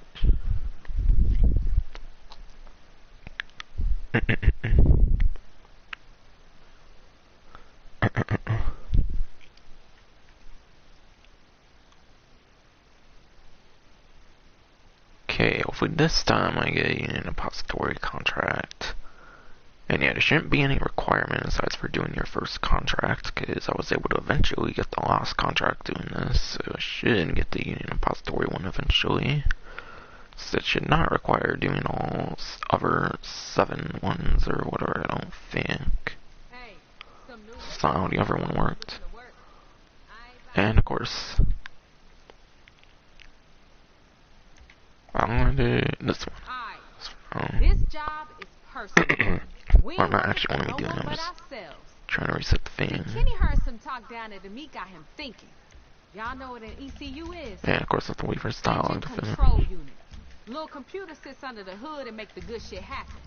Well, there's some talking to me about some private Alright, hurry up and finish your talking. Santa, you talk to him. Got some Or prototypes standing on beyond. ECU they working on. Supposed to be some Okay. real light speed shit. Kind of thing that's wasted on those fools. That's right, we don't have to wait for this whole thing. That's my point. Under our hood. They moving this thing on an armored train. Full military grade.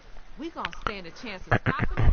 We need to know where it's gonna be and where to look once we on board. Let's make some history. Let's cancel this contract once I get outside, because the game won't let me do it inside, from what I remember last time. Because obviously Santos in the property pretty much, so not really possible. Oh my god, my charger's not charging right again. Literally, it was probably doing it like the whole time almost. Hey,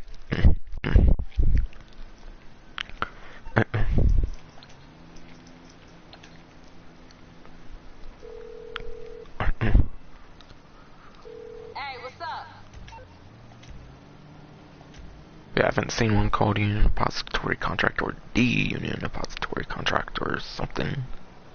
Again, biatch, cancel my contract and give me the right one already. And yeah, this method did work for the last one, it just takes a while, it seems.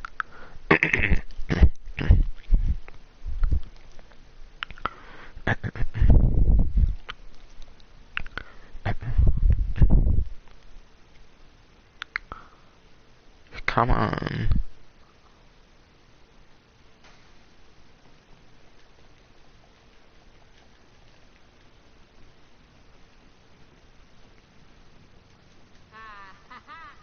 You enjoying the payout after that last time? Seriously, come on. Gonna be iced the fuck out. Peace. That's another contract I'll have to cancel on. Great.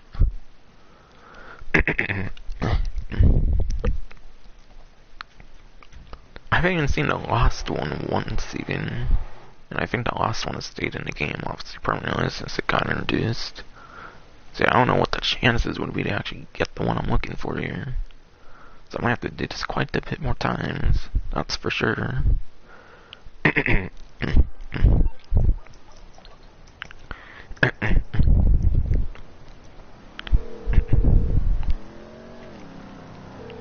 yo, what you need?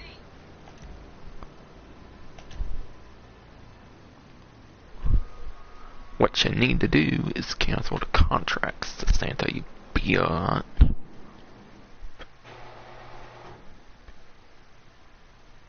Thought you would get the memo by now, but quite a couple few times now, but okay.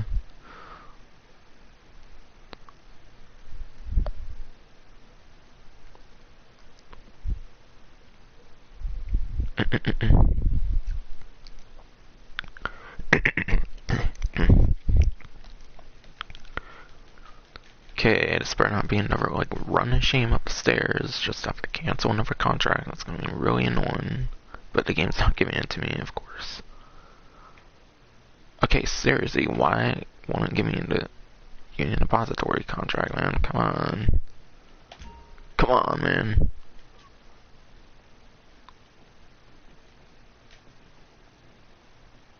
As a certain shady president would say, or something.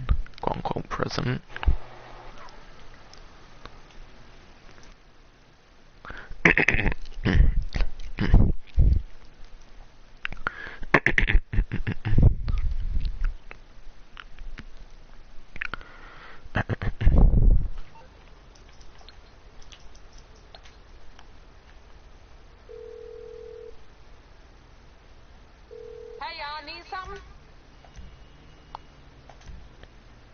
I need y'all to cancel my contract, biot.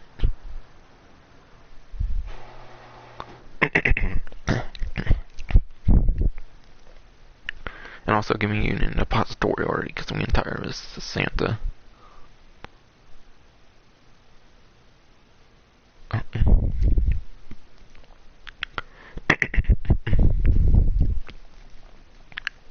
Alright, what's this? Like attempt number 6 now?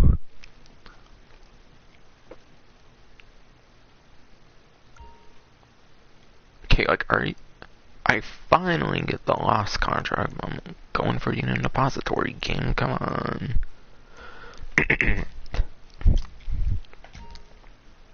This is irritating, I swear.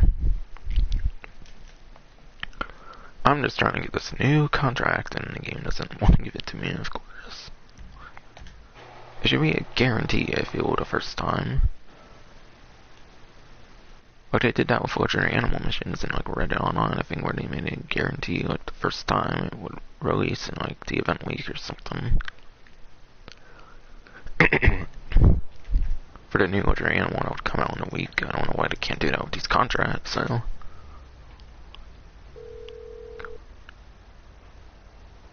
Hey, what's up? I know they're different games obviously, but the same company makes them, so. Biatch, give me a depository, boy.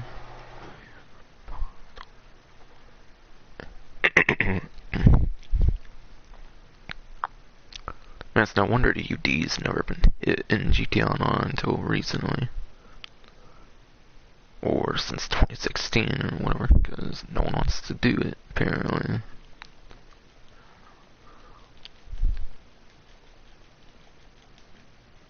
I guess it's a little single player reference about how it quote unquote was like, finally, man, about time. But yeah.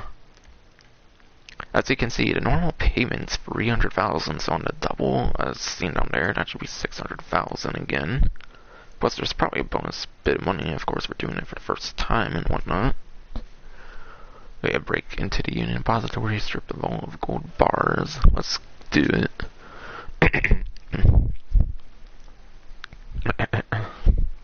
What's the notification experience? Okay. Who's ready to go for the motherfucking gold? But yeah, as I've shown, it works, but it might take a while to get the exact contract you want, obviously, depending on your luck and whatnot. They got a shipment of bars sitting there all right. Or the method of canceling the reroll contracts. Although if you ask me, this the kind of buyer you only want to sell to once. You feel me? Only way they could be any more shady was if they had FIB tattooed on their ass. For all On I know, their they ass. do. But Like, case boy, is cool. nasty So it's ass cool. Santa. All we gotta do You a is find nasty way in ass. time, find a way into the vault and get moving on this thing. Let's make our mark. Let's make our mark. Yeah, you nasty ass.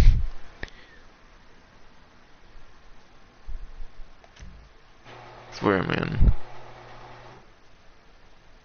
Honest, I can kind of see why people see Santa and Katie J as annoying, though, actually. They're quite funny characters, but yeah, kind of stupid funny. Not like actual funny, you know. Alright. I should've got rid of my Sparrow earlier. So I kind of forgot I can do the Sparrow on the free mode Listen ones. up. We getting ready to hit the Union Depository, y'all. I'm talking gold. You gonna need one of them passes to the depository's vault elevator. K's client pinned down some 1% motherfucker that's got his own personal pass. Sending you the address 1% now. motherfucker.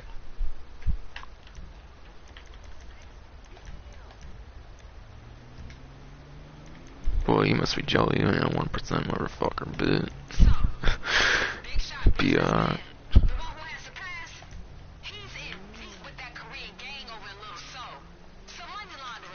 no, she was talking, man. Okay.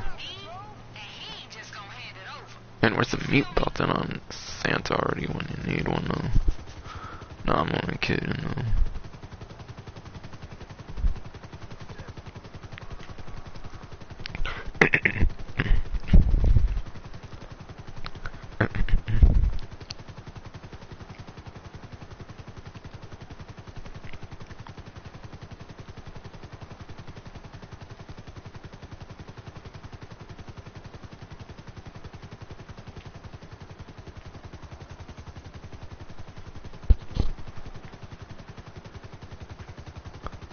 I kinda wanna wait for my Sparrow here, just in case, cause I don't know what's necessarily coming up here yet. Cause unlike with the last contract, I didn't really preview much of the contract. So I'm kinda going to this one blind for the most part. I saw like a little bit of footage of it when watching TTMN's like ranking worst to best contracts, whatever.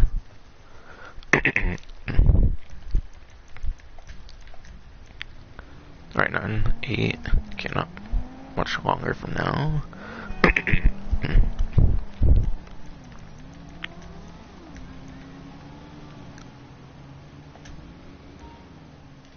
Okay, there it is.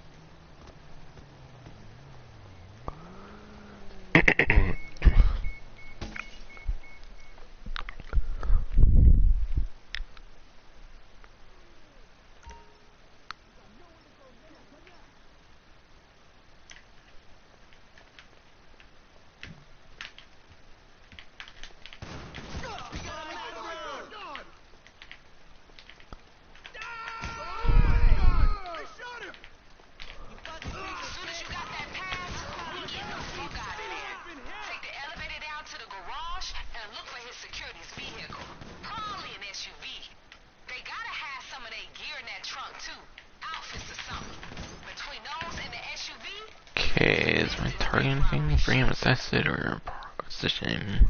Okay, good. Targeting's what should be done.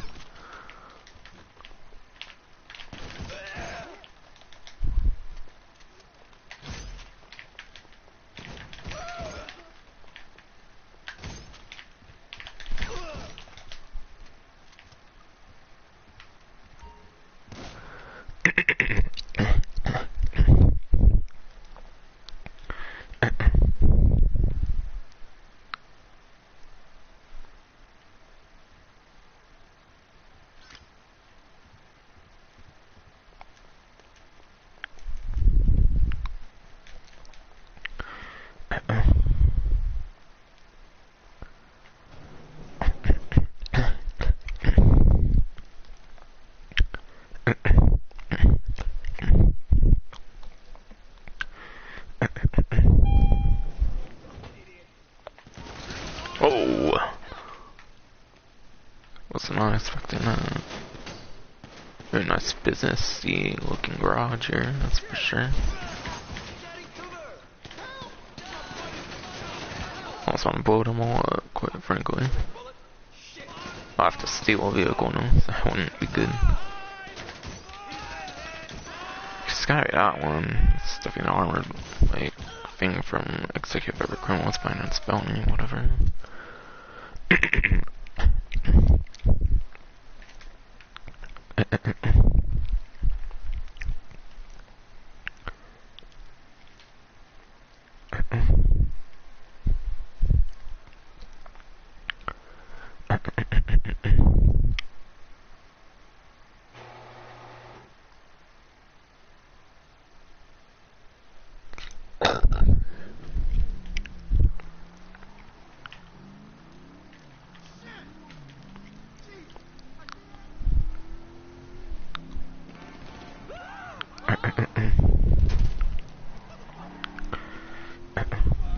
Park that shit near the Union Depository, and not out front, alright? And not at the auto shop neither. Oh jeez. Traintown mobsters will be up our asses in 2 seconds. I don't know why I thought we were taking this to the auto shop, but oh well. And other things go to the auto shop or something, I think. Oh come on, I'm not trying to crash into literally everything right now. Gee, NPC driver mod. Oh, unless that was one of the red ones there. And I'm fixing to tell you, I ain't never seen a payout like this before. We onto something here. You keep making them boss moves, Wait, what did it say? Any one of them? Something about any one of them, yeah.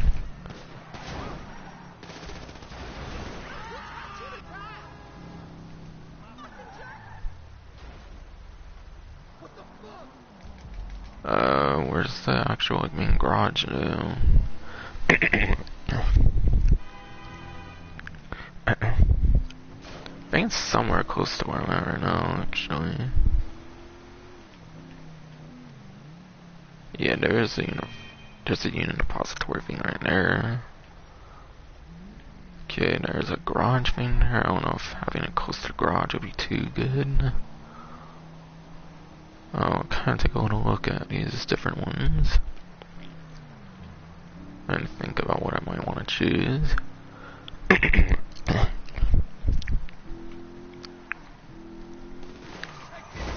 come on, man.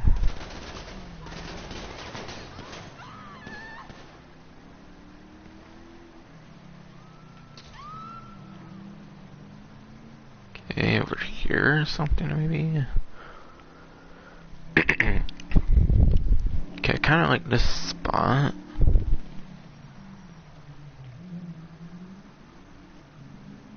Kind of like this spot actually. And there's this one.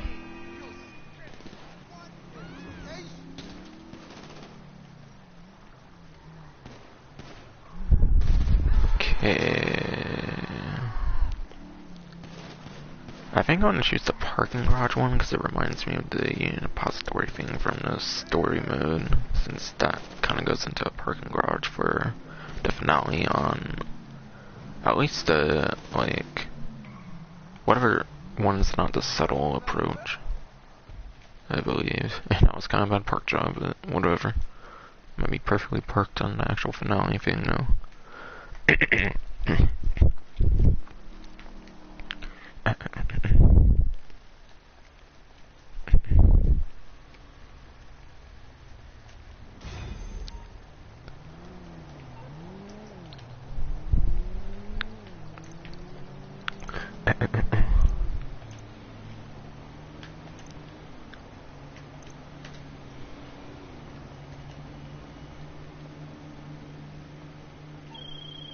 Okay, looks good. I'm gonna have my people keep an eye on that SUV and bring up whatever gears in there when it's time to get moving. Keep the pass and drop it off at the auto shop next time you're here. Good work. And yeah, I guess I'll call this for now.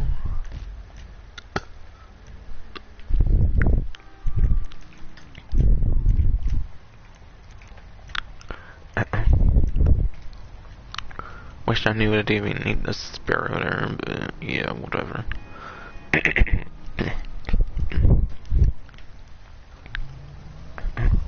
That's what happens when I watch someone else do it first, but that's not entirely the most fun either, I suppose.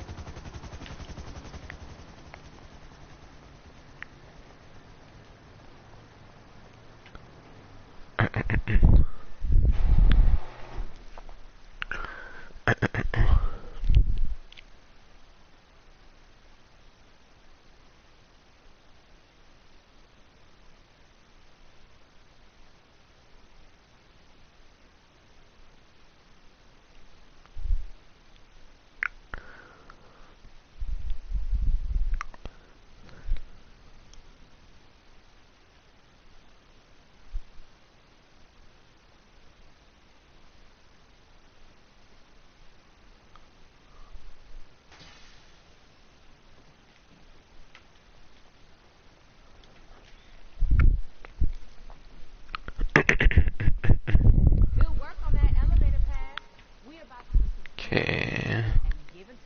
Felt good. Yeah, damn, Santos and nasty. Reading the description though.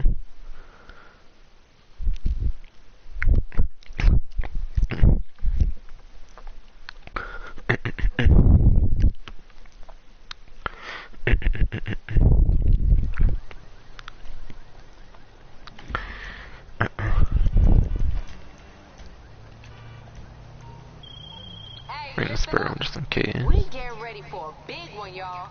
Stealing gold from the Union Depository. A big one. Now, I ain't one for gossip, The big one, but the but clan a just big came one. through with a piece that's juicy and useful. It's not The 200 big million man is or whatever, on his wife but and his secretary. I'll take it. Shifty ass motherfucker. We gon' use this shit to get the vault codes out of him. Step 1, steal a police chopper so we can track his car. Been listening to the police scanners and there's one over at LSIA.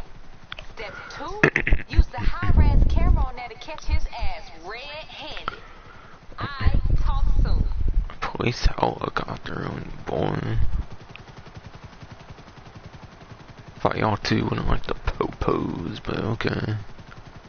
Guess that involves someone else, I'm sure, but whatever.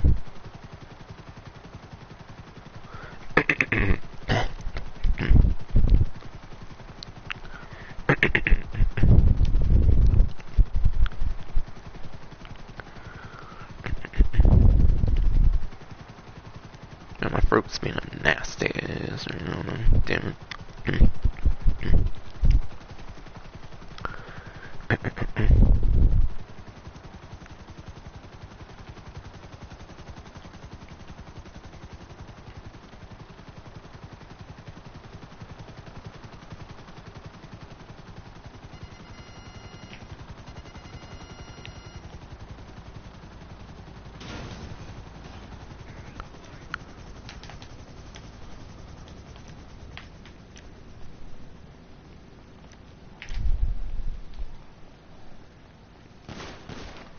Ah, let's go.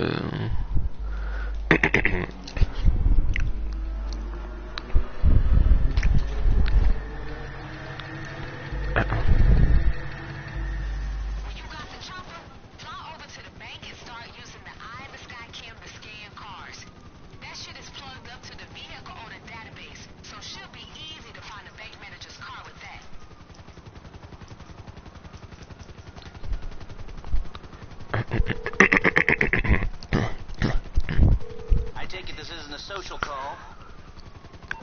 And of course not. Give me a call back when simple decisions don't freak you out so much. Boy, it didn't freak me out. You just ain't available for some reason right now.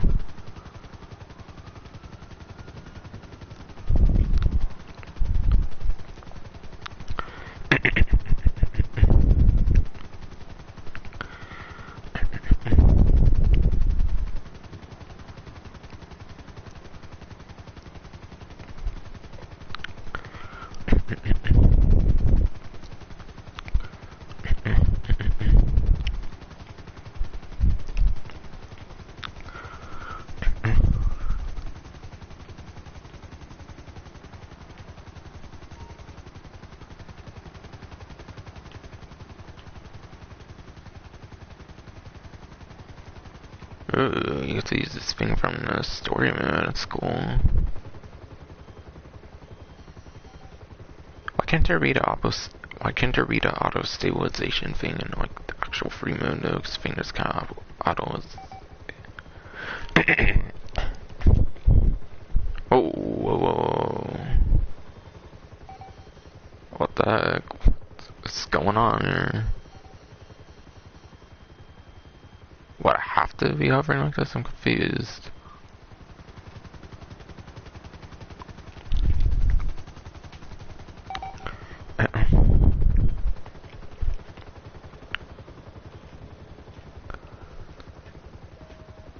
That'd be cool if there's that auto like stabilization thing in the actual like free mode. Cause I think San Andreas has auto stabilization for the helicopters in free mode. So I don't know why it's not a thing in this game, but yeah. Or it's a story mode. Yeah.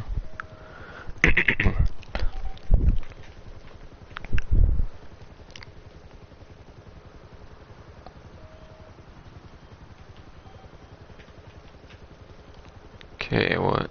Like, not select ones I've already did, or do I have to remember? Okay, there it is.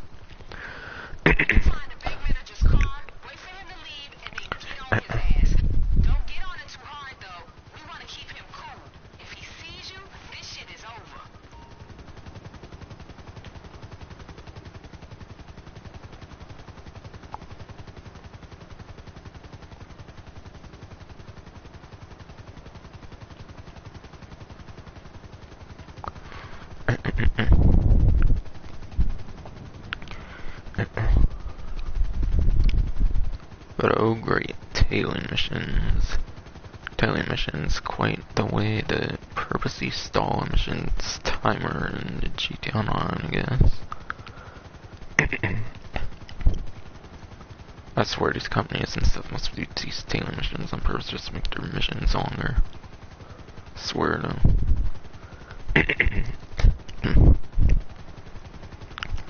Okay, now I'm not a huge hater of tailing missions though. I don't mind tailing missions as much as other people do for sure. I'm just saying.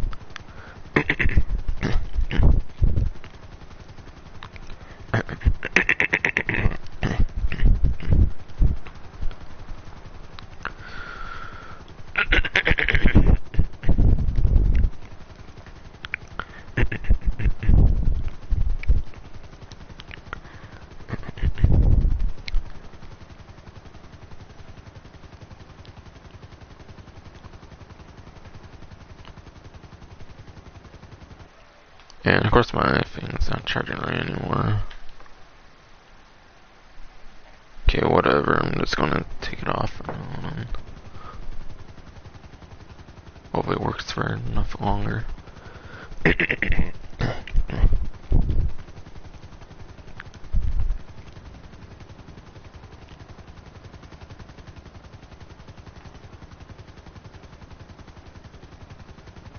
Well, yeah, you can actually use that in actual free mode with the mission too. That's cool.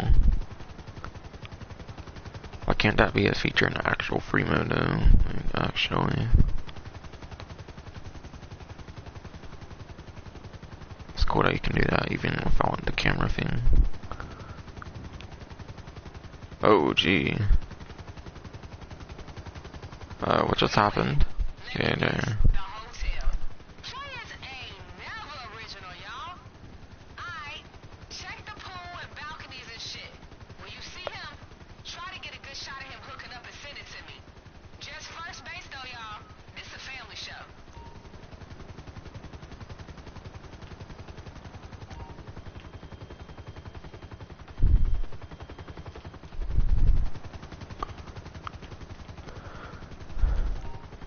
Okay, can this be used for this?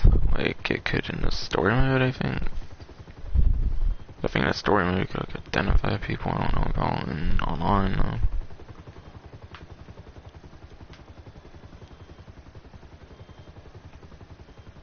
Can we have to get out of this? I don't know.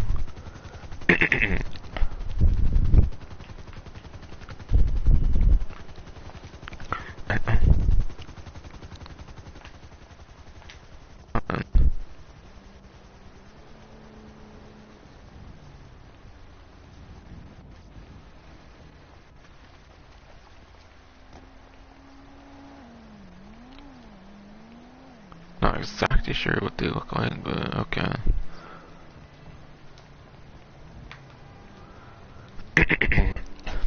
Maybe can we have one of these? I can see people on that one, but I'm not sure about this one.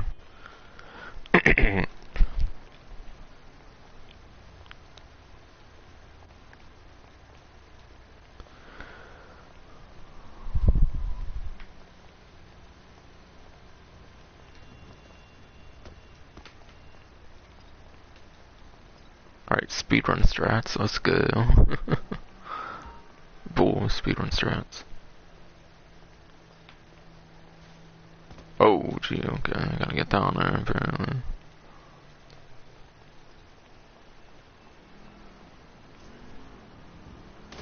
Ah, come on, of course. Wow. I was hoping I could fall in a certain way, that wouldn't happen. Okay.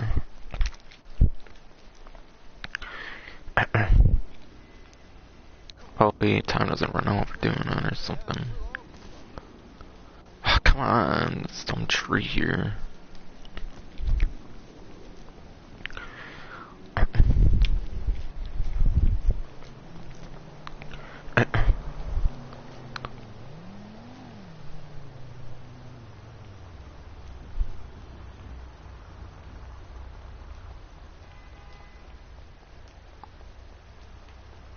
Okay, there is a legitimate way up here, right? I would think so. I'm not entirely sure. Game. Okay, I guess I can't go up now. It sucks.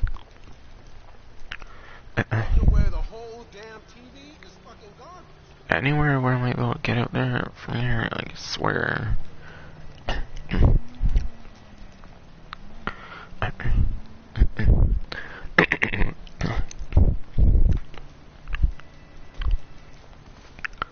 I don't even know, whatever.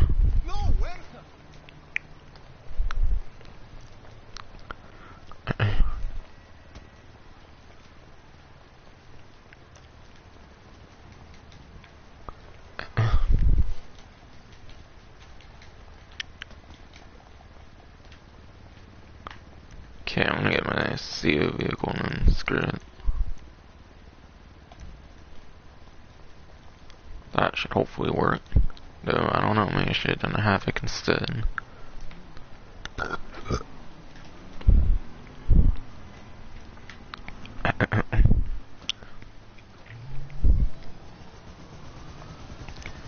I'm really worried I might fail on this if it takes much longer at this point. I don't know, it's still there though after all this time, so probably not, I guess, at this point. Okay, I'm thinking I could probably get down there without dying, but who knows? Oh Great. Should be fine here.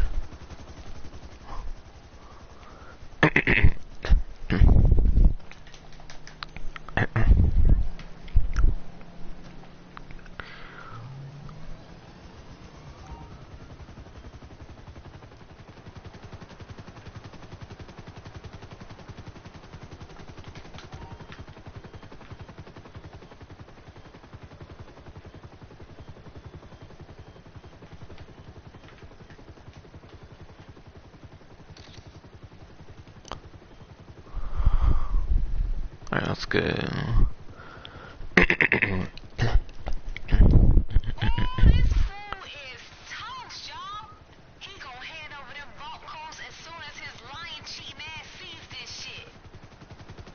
Oh yeah, that was good. That took longer than expected because that death there, but yeah, whatever.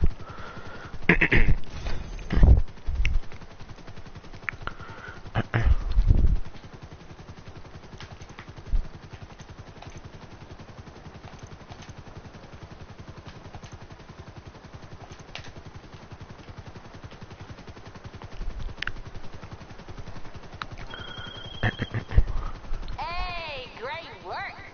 Once we show him this photo, those vault codes is ours. And you know what? I'ma send it to his wife anyway. We robbing the bank, but Dang. that shit is wrong, y'all. Well, as long as we can get our money, don't want to do that. Nasty, it's a Santa, actually.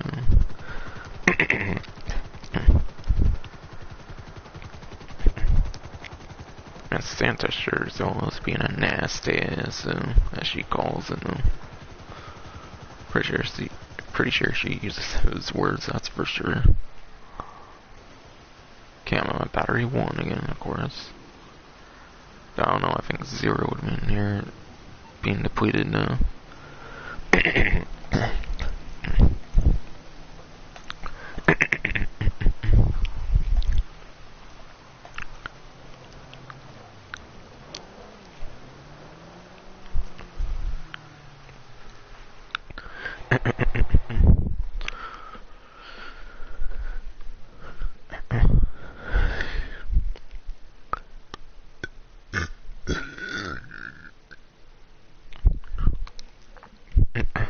I thought, man, Santa turned me to a nasty.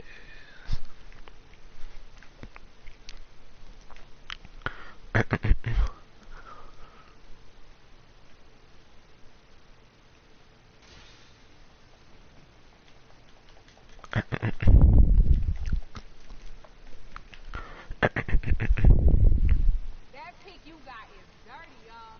That bank manager Alright. sent them vault codes same day service, y'all. The robbery.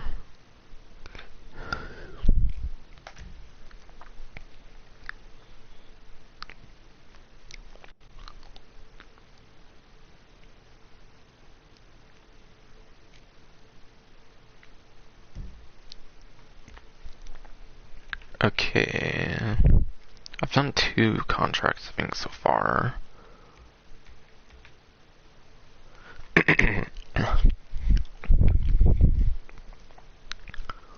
I think I did sharpshooter in the data contract, I think. I think I did hustler in the lost contract. But yeah, actually I did a data contract because I don't think I knew that I had to like do a contract first, or I think I did know, but yeah. Since I had to do 1 contract first before being able to cancel constantly for the lost contract that wasn't giving me, I think because I did the data contract.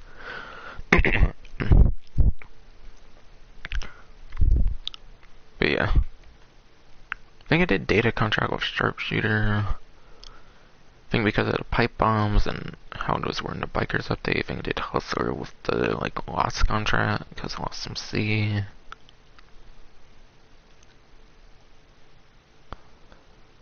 So I guess I'll do heavyweight this time. Pump shotgun Mark II, pistol .50, micro SMG, grenade, knuckle duster. So I get like close and mid range for the most part, not necessarily long range though, but whatever.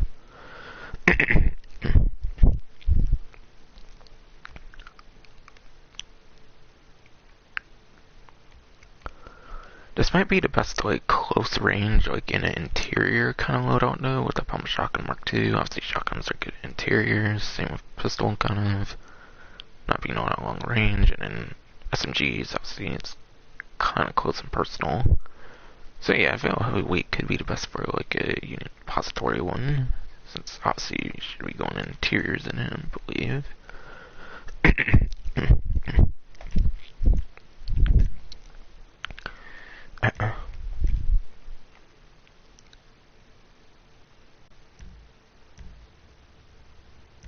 Ooh, it makes me have a business appearance at school.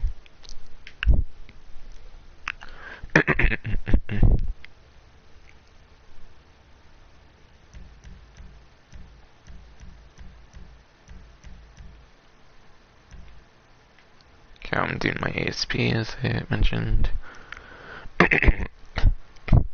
Wait, select your race outfit. What? This is, you know, race game, but okay.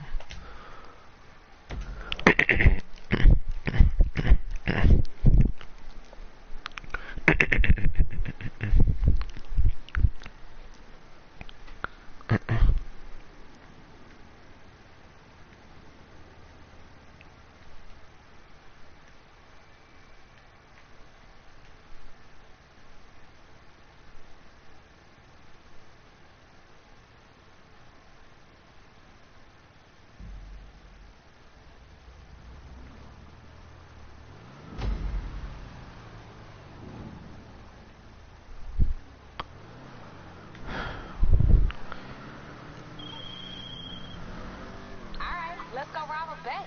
Let me get K up in here. Ooh, I've been waiting on this call, baby. Where were you on the small time stuff? You don't have the big time stuff, K, like, bull, K, fucking J. Hit me with that plan again, baby girl. Pick up the security car, leave wherever the here getaway, to win, KJ, get out of here. right out with the goal. Then Oh, all I you gotta go do is below, drive that's it over right. to this contact you got. That's right. Oh, Now, let's this get lady a who dialogue ran us for sure, is a then. shady-ass motherfucker. Hopefully. Like she wearing government issue pants, kind of shady. So we ain't fucking around with this one. Keep us We on ain't headset. fucking around Let's with do this. this. Hey, Kay, you know who Lil Miss Pantsuit working for? I know enough not to know. You feel me? Shit, I. Yeah, keep your trap shut. It's a Santa. Biatch.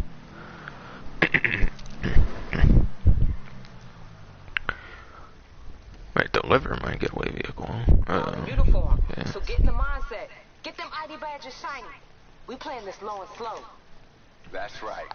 And you know what real security guard motherfuckers don't be doing? Waving their guns around and shit.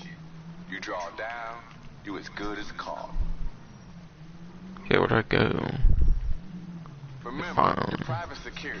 You gotta play the part, you dig? Just Yeah, look like you yeah, was I itching to dig. shoot someone, but don't know how to KJ. flip the safety. Yeah, Dickhead. try to look like you got a head injury and you failed the LSPD psych test. You know, you're a little slow. I'm certain you did.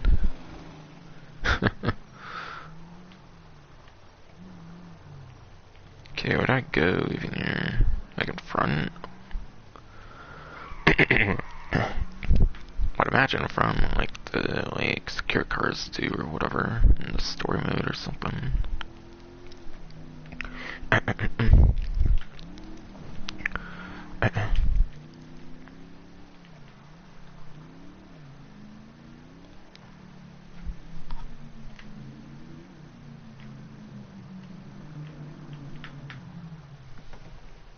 Don't say nothing to the guard. Just flash your ID and eyeball that motherfucker.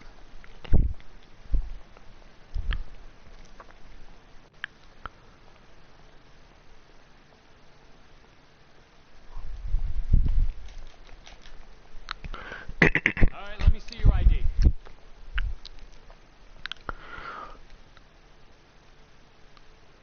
Nice.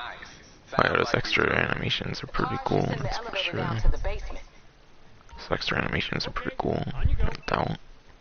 Just swipe your pass inside the elevator, take you right down. Next stop, the vault, right, babe? Mm-hmm. It ain't far. Hope y'all limbered up. Be heavy.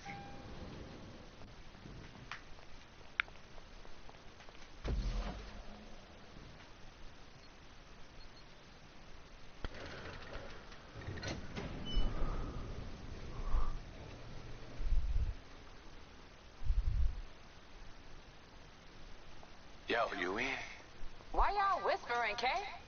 I'm hyped, girl. Shit, how the fuck you so chill? K's only one. K's only one person, fool. You better get on your back, player. Damn. All right, y'all, get that gold upstairs before this girl give me another fucking thing to be thinking about.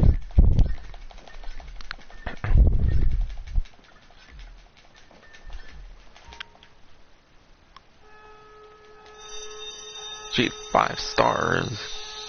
Well, I guess that makes sense in the story mode I one. thought the ID took care of that shit. Oh, Y'all better be ready for some heavy shit. that's it. Yeah, them tactical So like how units had pretty plenty good with like time some to get bag set or up. something. This Oh, shit's about to get real. okay. Listen, soon as you got as much as you can carry, get the fuck gone. Fuck her up, y'all. They waiting up there. You might as well give up. Where is this one? It, on.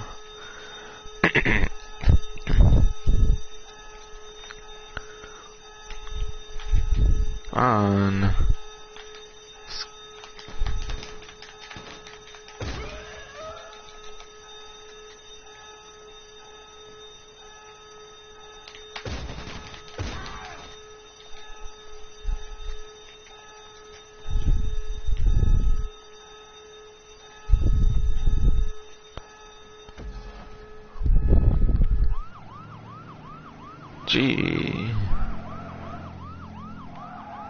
Man, this reminds me of Pacific fucking Standard with all these SWAT cars and stuff now.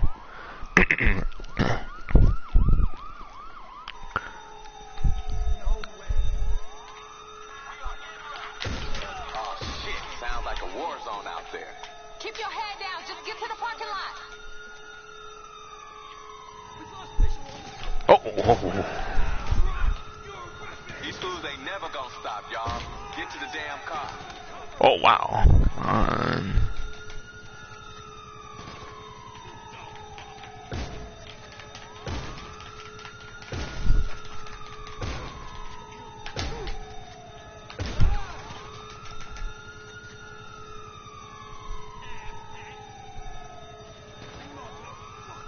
I know I could snack, obviously I kinda want to snack. He having to feel obligated in this game to snack at times, that's for sure.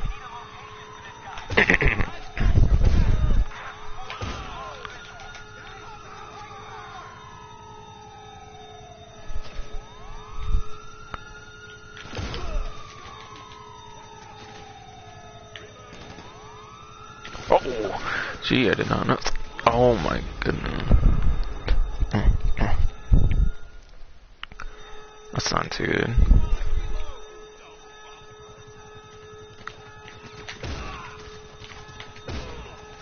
Gee, I'm around like half health again, and I don't really want to snack, but whatever.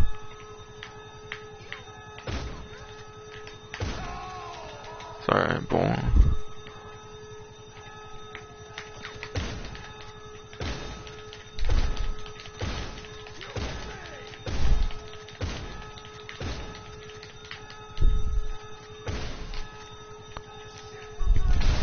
There it is.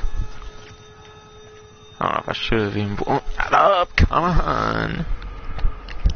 Like, are you serious? My character covered all wrong.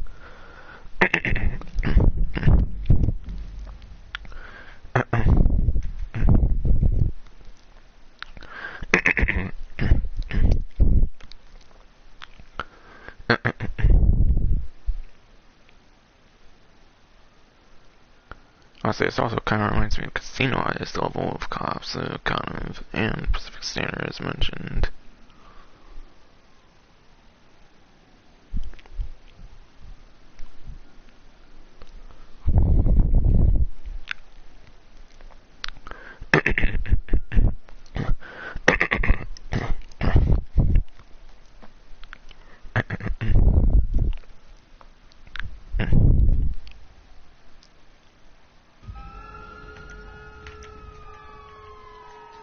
Oh, it's time to go for that first part again, I suppose. Oh shit, sounds like a war zone out there. Keep your head down. Just get to the parking lot.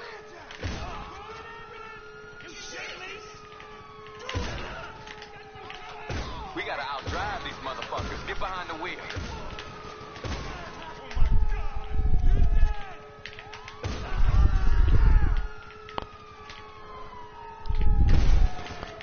Come on, man.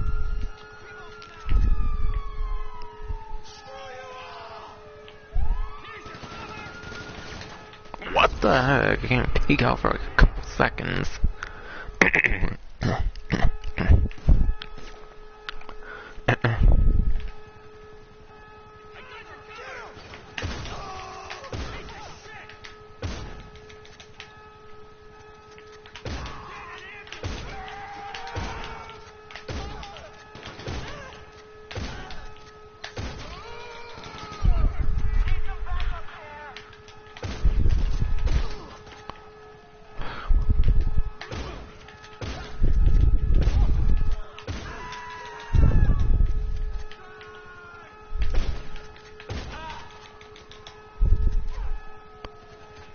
Okay, I'll try to make a run for it in a cop car, I guess.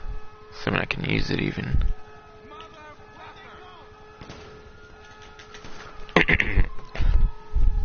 Guess I can, so on.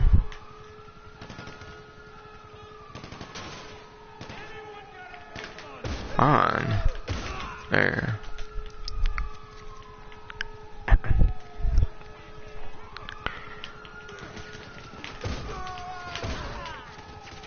Wow.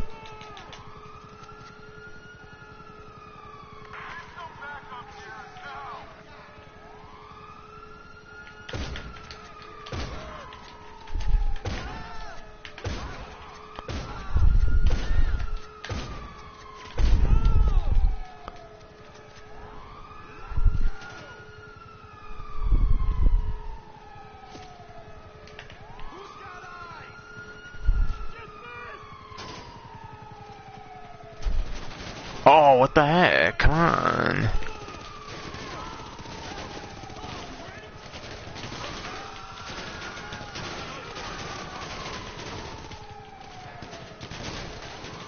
Oh, come on.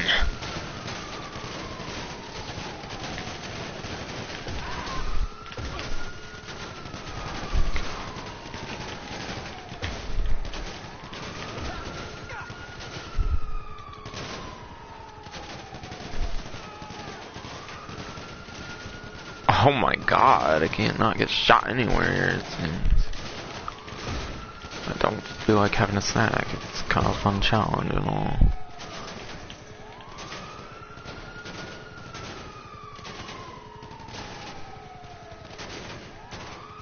It's like I finally have a bit of a break here. I don't even get shot now.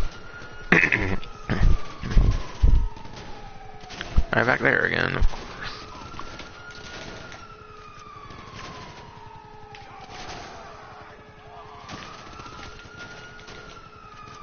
Yeah, I really want to kill that one back there though. Okay, whatever then.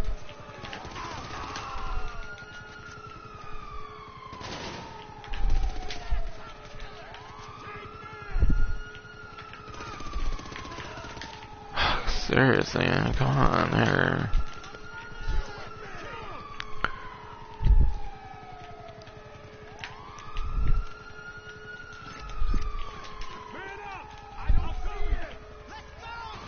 Why did my character cover like all the way fucking over there? What the hell?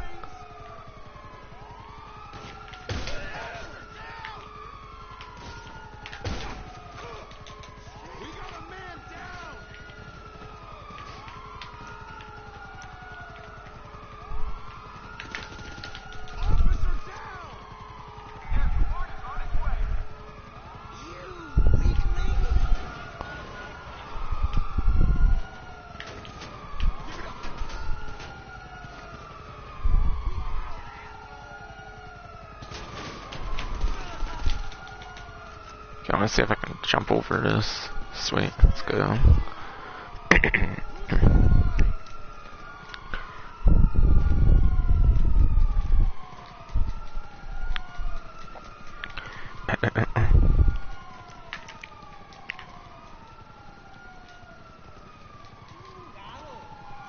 Oh, gee. Oh, I'm going.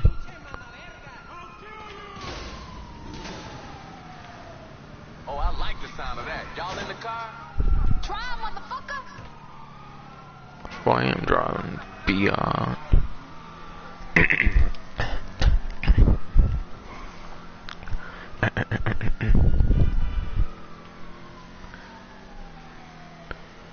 Y'all put the motherfuckers in your rearview mirror yet? Relax, Kay. This the fun part. Y'all know these fools can't drive for shit. I feel you, but this client is real insistent that her face don't get seen by no cops. Ain't no one hit a cop like a cop in a suit.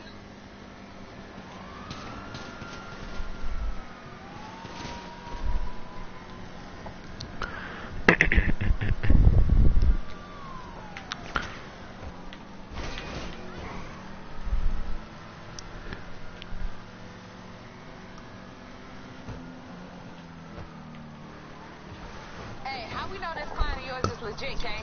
This ain't some entrapment bullshit. She cool, she cool. She need us more than we need her. Came to me because I ain't from around here. Ain't no LSPD or any other kind of files on me. I keep my shit protected, baby. Aight, babe. I know you do. If she good with you, she good with me. Yeah, you don't keep your dick protected with your condom or some shit, no? Same reason as Don't. anybody else, baby. Just a different color hustle. Ha, long as they money green, I'll take it. Let the church say amen, baby. Amen.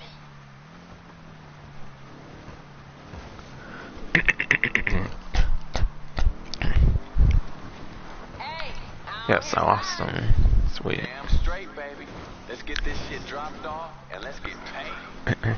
Knew I could lose some there, that's for sure. That's for sure indeed.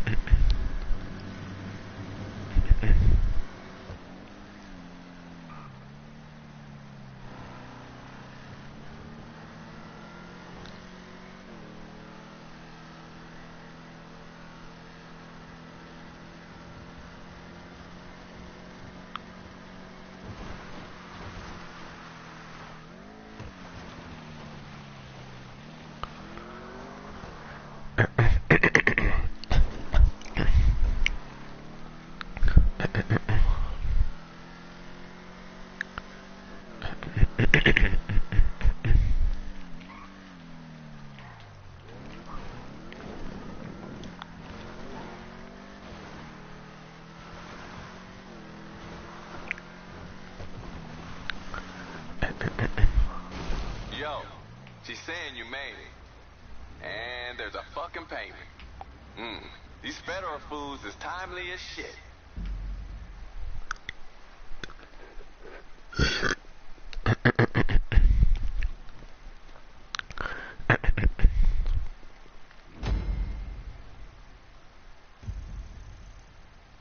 By 40,000 apparently. So you do get less money if you can't get all that gold? That's lame.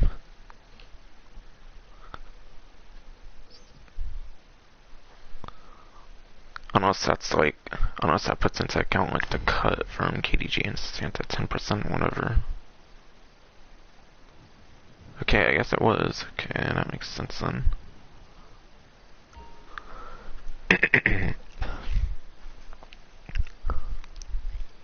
Alright, I think those were normal money amounts on that menu there, but obviously it's double money, so I got the 540 instead.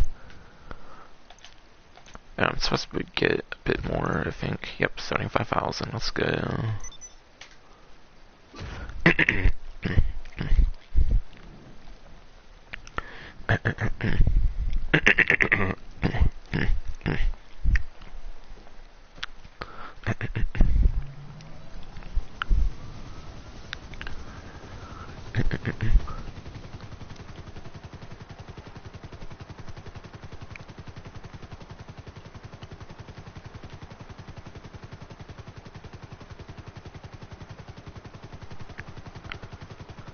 But yeah, that was the Union Depository Contract. I think that first mission was definitely pretty cool. That, like, side mission thing. Union Depository? Yo, check that shit off the list. Are you crazy? And Lil Miss Pantsuit didn't even send no FIB hit squad after my ass? Which means you must have killed that shit out there. Pleasure getting paid with you. Peace.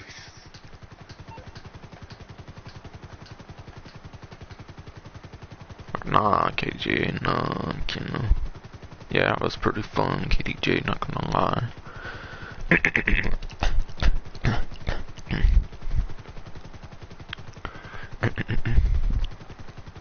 But yeah, as I was saying, that first mission was pretty cool for sure, getting the armored vehicle.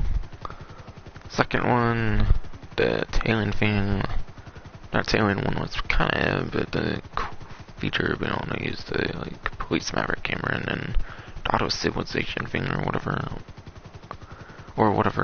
that is, was pretty cool as well. So some of the features in that second one was pretty cool, but the second mission was kinda anyway, that Union Depository thing was pretty sick though, that's for sure.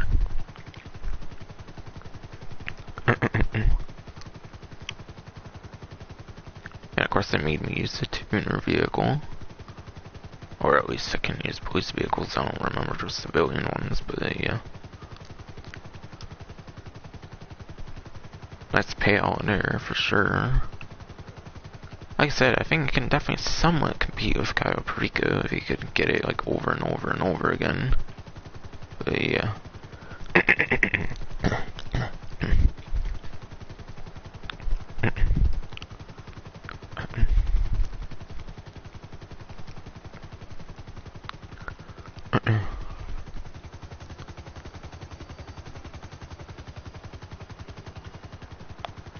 Okay, what is this? A drug vehicle thing or something?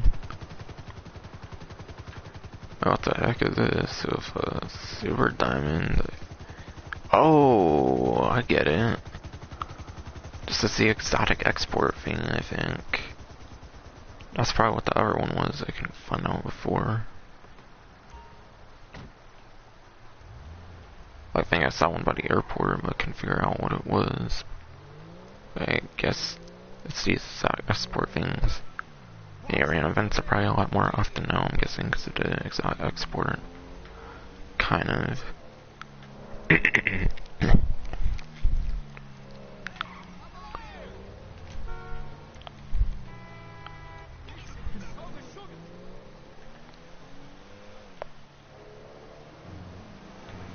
Actually, not entirely sure if to be careful or not, but if it's anything like the 3D University games, then yeah, with the export-import thing and all that.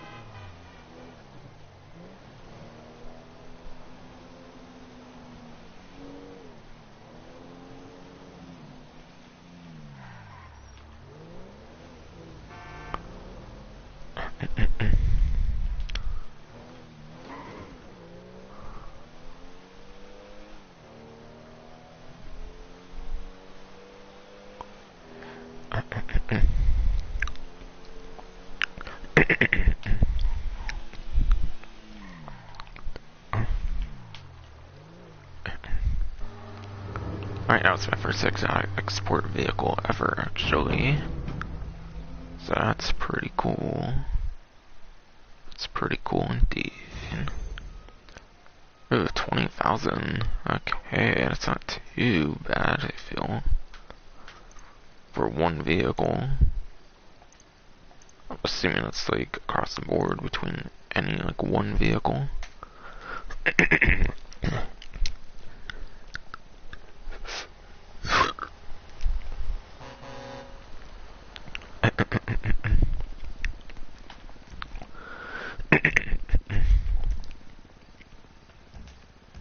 But yeah, I was going to check the like board thing again, see if you can like replay them like right away, but I'm not entirely sure. It might be like a dedicated cooldown for like every single one or something, for all I know.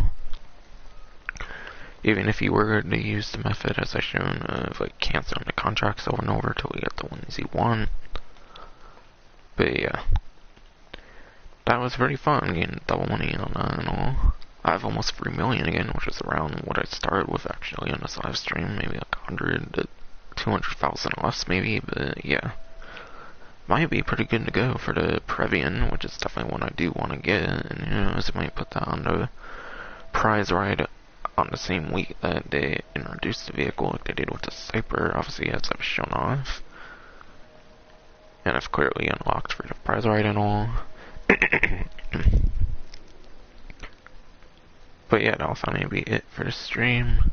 Next stream will probably be the Round 9 Event Week stream.